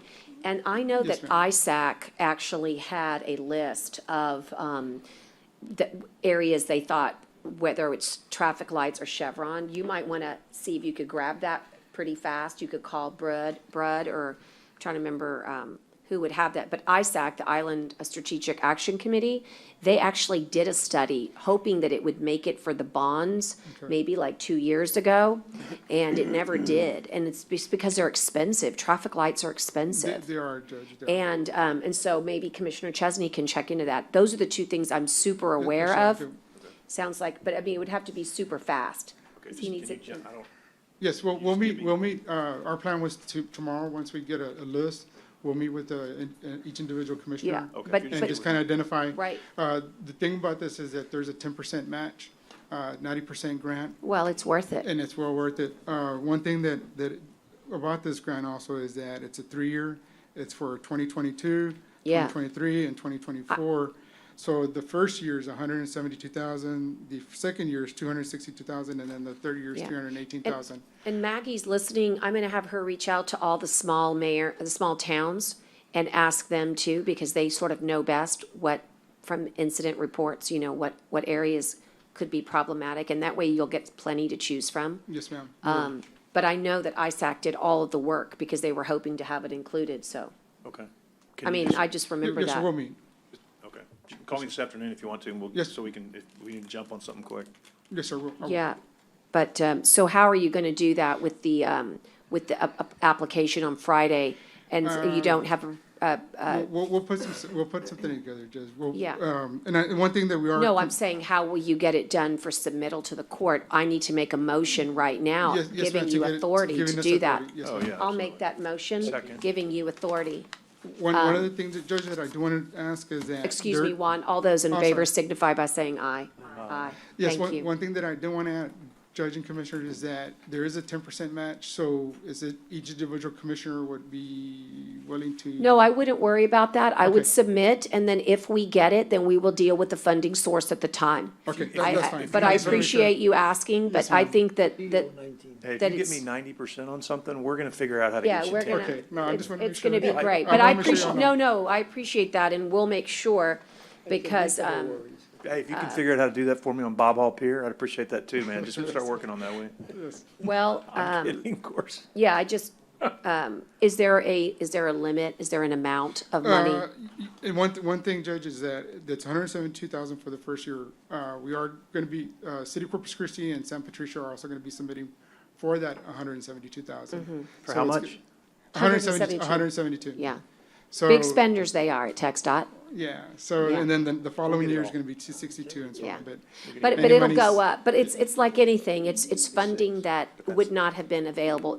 Is this part of their Project Zero campaign? Yes, ma'am, I Yeah. think it is. Yeah, I'm aware. So the MPO is, we also, might want to check with Rob McDonald, MPO. Let's see if he's got anything to say. You want to pick your best project, Yes, ma'am. you know? Okay, awesome. So we have done that authority for you. Okay, thank you. And let us know how we can continue to help you there. Thanks, Judge. Thank Commissioner. you very much. I'm going to ask Michael to continue our court. We're doing so good. Okay, I got a couple that are pretty straightforward, I believe. The first one is discuss an award for the copy paper, computer paper, NCR paper, and envelopes. And I thought it might be fun, since we were explaining acronyms earlier, if everybody might not be familiar with what NCR paper is. NCR stands for National Cash Register. Actually, in 1953, two chemists named Lowell Schleicher and Barry Green developed a carbonless copy paper. It uses. Oh, come on! I had a great speech already. Okay, man, all right. Commissioner Myers, wake up down there, man. That was pretty compelling stuff we just heard. I was all ready to tell you about the micro-encapsulated ink, but okay. With that being said. Well, hold on one second. Motion and a second. And all those in favor signify by saying aye. Well, I didn't even Aye. make the recommendation. Oh, I know. Can I do Just that? absolutely. Go Okay, ahead. so I do recommend award to the low bidder for the items Fast Clamp It Paper Store for Oh, all I items. like them. Has anyone ever been to Fast Clamp It? Nope. No? I don't That's think because, so. that's because you were never room mother. Fast Clamp It is the place where True, you you're right. literally get I can't argue every that. single colored paper for, you can, every you ever need. I mean, it's like, it's a phenomenal place, and I'm always amazed that we have these great businesses, and I'm so happy we can support them in their endeavor. Right, and. In our endeavor. And I'll add too that, we in purchasing, since we work closely with the copy center, anytime we have any kind of emergency orders, Yeah. Fast Clamp It has always been there to support They're off Rico of and Air us. Street. in Yeah. those. And for the record, since the bid, it was the low bid, and we are compelled to take the low bid. and, Yes, sir. You know, just because there are some locals in here, and the other one was about $300 more. So I want to, you know, we always. we But Fast appreciate Clamp, that- it's very local. No, right. No, I'm saying, they're all local, it looks like, and the bid was the lowest, and that's why we're doing it. Yeah. Not Yes. because Barbara was the room mother there, and, no, I'm just kidding. No, I'm just saying, all the room moms would go there to buy paper. That's all I mean. I know. Just, and the teachers do too. It's just this awesome store. So, I got it. Okay, Oh, yeah. great. So, Michael, thanks for the recommendation, and really thanks for the competitiveness. $300 here, $300 there. Well, It all adds y'all- up. Well, y'all need to know too, in full transparency, that not all the bidders bid all the items. Oh, So okay. that's what makes Fast Clamp It's price even more remarkable, is that they did bid on all items save one. And their price is still lower than people who bid on much fewer items. Good, that's good to know. So it was, So it's it a was lot more more than- than that yeah, savings. it's more Okay, than it good. appears. Thank you, I appreciate that. In fact, it's about 22% less than what we were paying last year, so that's a huge savings. Got it. Okay, next item I have is discuss Vote an on that? award. We got to vote. Oh, I thought y'all we did. did. Laura, he said, I want to make a recommendation. Oh. I voted before he even recommended. Oh, it's okay. I think we stopped. We them. did. We did. But I'll do it again if it just makes people feel Aye. good. All those in favor signify by saying aye. Aye. See, Michael, what you cost? Yeah, I know. I tried to Sorry. get creative. I'll Okay, keep it simple this go to time. the second So one. the second one is for the hot mix asphaltic concrete.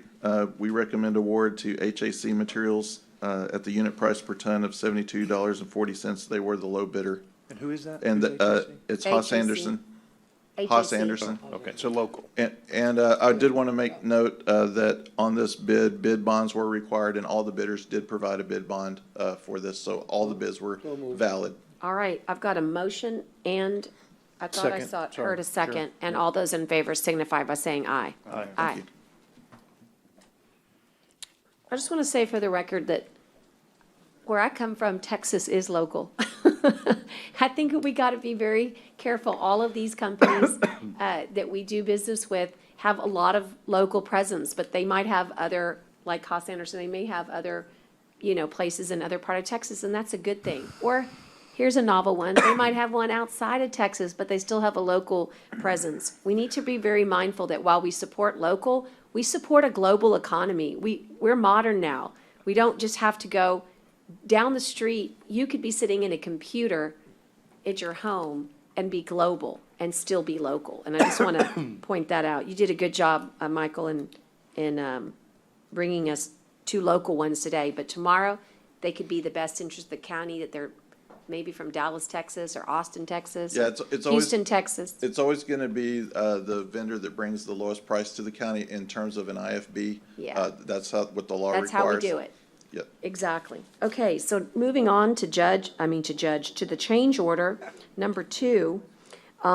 This goes into Dale's column. It's the second change order of the year. And then, of course, jail has one more as well following. It's a forfeiture report. Dale? Yes, thank you, Your Honor. This is a budget change order number 2. It's happened to come where there's some equipment that has failed and we need to replace it. For the medical examiner, their camera equipment has failed and we need to replace the equipment. For Robstown Community Services, one of their ice machines has stopped functioning, so the repairs need to be done so we get both the departments functioning. For our Constable Precinct 2, this is for a contract with a company to store their images for their body cams. It's a 4-web software hosting annual, so they have a place to store their images on their body cameras. The funds are available for these changes, and I submit budget change order 2 for your approval. I've got a motion to Second. approve and a second. I didn't hear it, but okay. All those in favor signify by saying aye. Aye. Aye. Opposed, same sign. Okay. The next item is just for receiving the information for you in compliance with Chapter 59 of the Government Code. We are required to file a report with the Attorney General on the forfeitures for awards that's been gone to the departments. We've worked with the Sheriff's Office, Constable Precinct 1, 2, 3, 4, and 5. They've filed the reports with my office. My office has audited the reports. They are in compliance with the information needed. And we have submitted those claims to the Attorney General. The one that's pending is the District Attorney, but they have requested an extension, and they will be filing that very soon. The extension was granted. So you have the information available for the filings that we submitted for the sheriff and all 5 constables. Thank you for that. Commissioners, it's just for, we just receiving it, right? That's correct. We're just receiving it. So Okay. moved. Are there any questions, I guess, as I should be asking? So moved. Well, we don't need to do it. It's just, I'm sorry, we do need to approve it. Approve it. Okay. It's for some of the Go ahead, reports. motion in a second. But are there any questions for them, for Dale, on these reports? Okay. No, ma'am. All those in favor signify by saying aye. Aye. Aye. Opposed, same sign. Okay. And now we've got one of our last items before we go into executive session, and that's discuss and consider approval of transfer of donated salary from Commissioner Precinct Number 2 to Precinct Special Revenue Department 0137 to fund a salary supplement for Commissioner's Assistant. This is back on the agenda. Laura couldn't be with us the last time, and since then, we have an opinion. Commissioner Gonzalez, do you want to lead with this? Sure.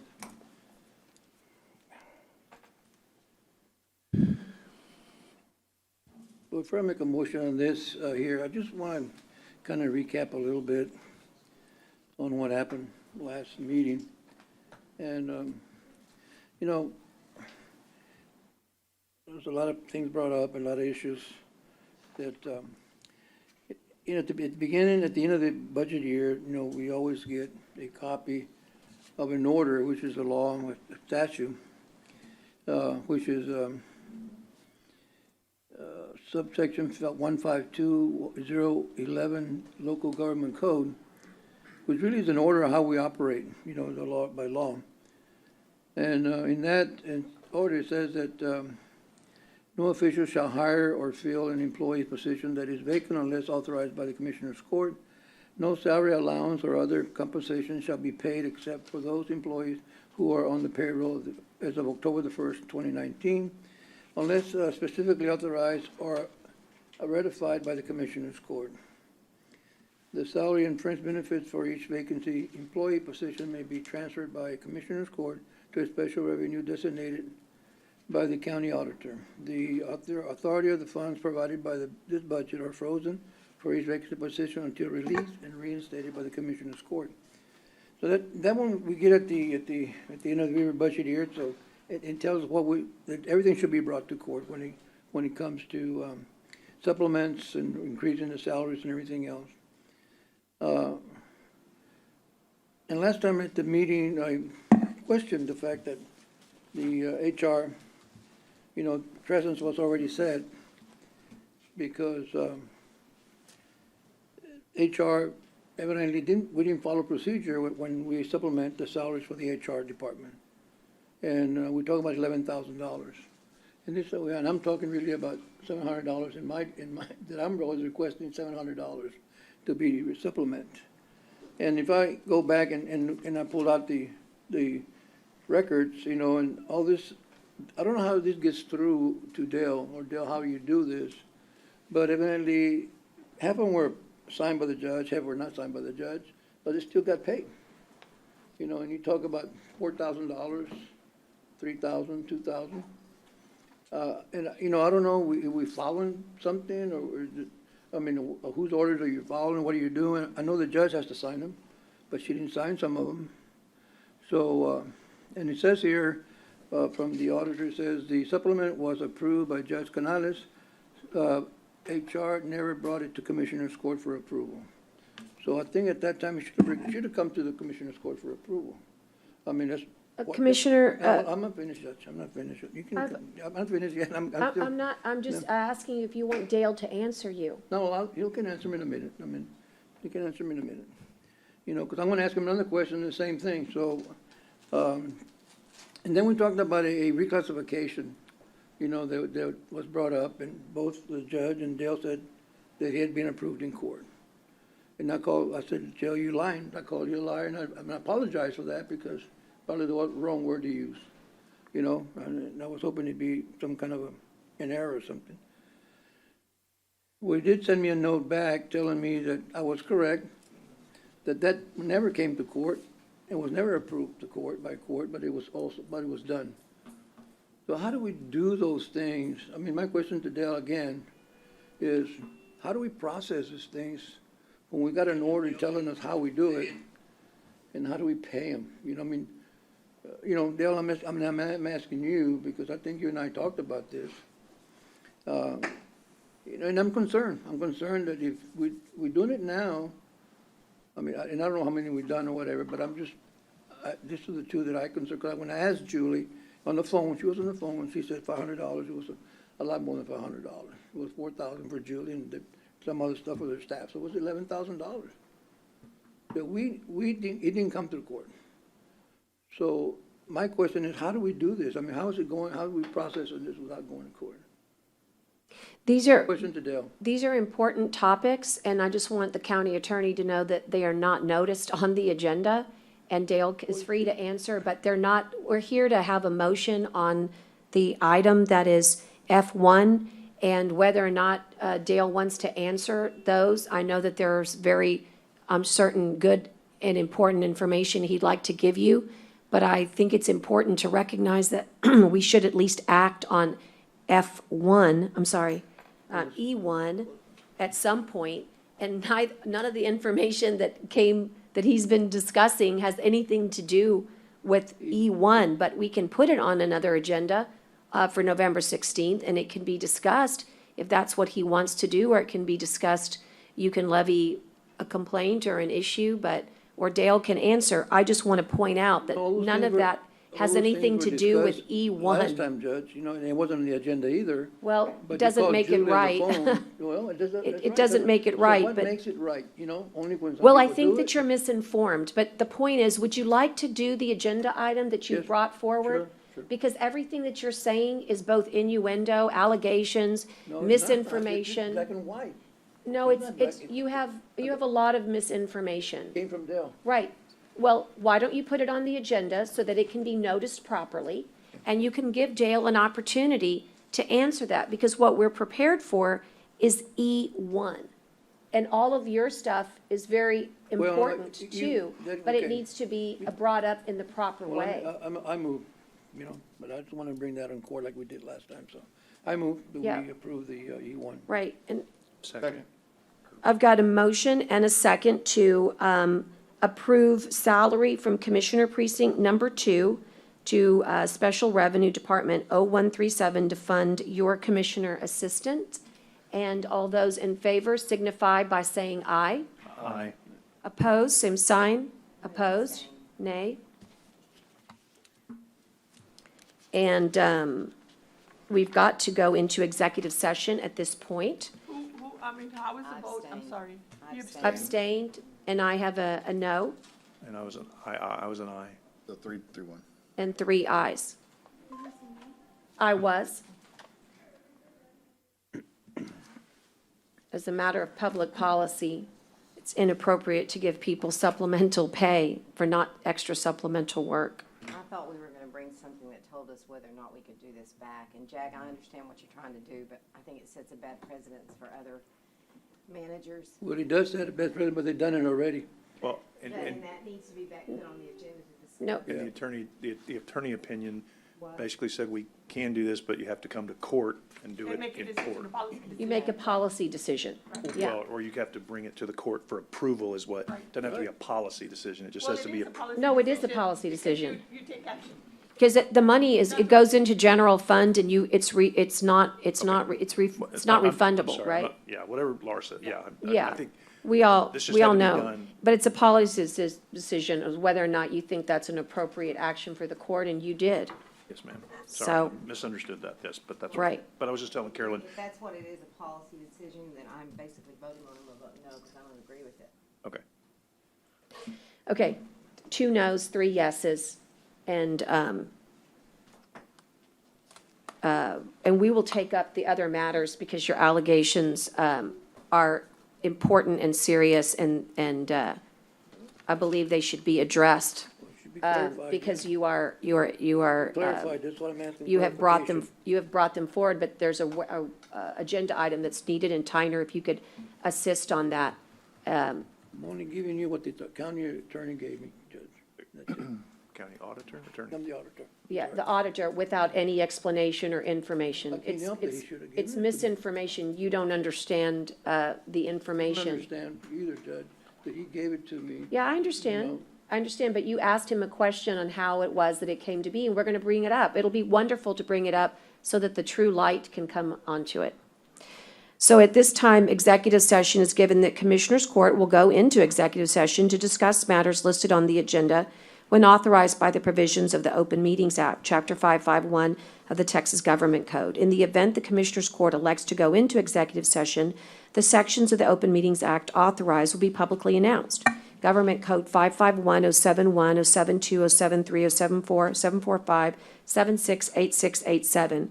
We will hold an executive session to consult with an attorney, including matters related to litigation, deliberate regarding real property, prospective gifts, personal matters, including termination, county advisory bodies, security devices, and economic development negotiations, and any other matters that may be discussed in executive session.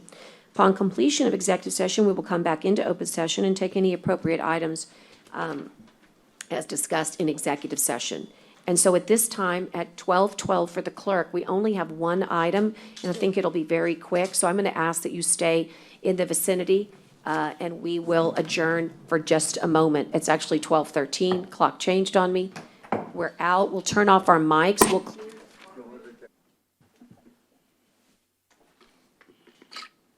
Okay, good. We're back on the record. And executive session, we are back from executive session, and Thank you. We do have action to take on one item, and that item has to do with a claim for Shoreline Sandwich Company. And do I have a motion with regards to that claim? Okay. Well, I need the motion. The motion that we go ahead and pay for damages that were And incurred. the amount of, $19,849.88. Correct. okay. Correct. And then I've got the motion and the second, and all those in favor signify by saying aye. Aye. Aye.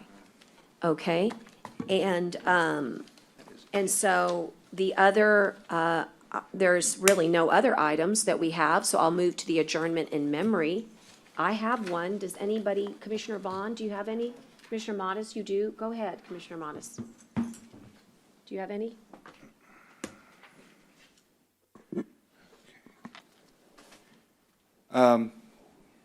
One I have is for Senior Deputy Johnny Tunchis from the the Harris County Sheriff's Office. Johnny was my cousin, my first cousin, my mom's oldest child. He passed away on the evening of November 2nd. He died after a month-long battle with COVID. I'm so sorry. He is the third officer from the Harris County Sheriff's Office who has passed from COVID. He's survived by his wife Sarah and 3 daughters.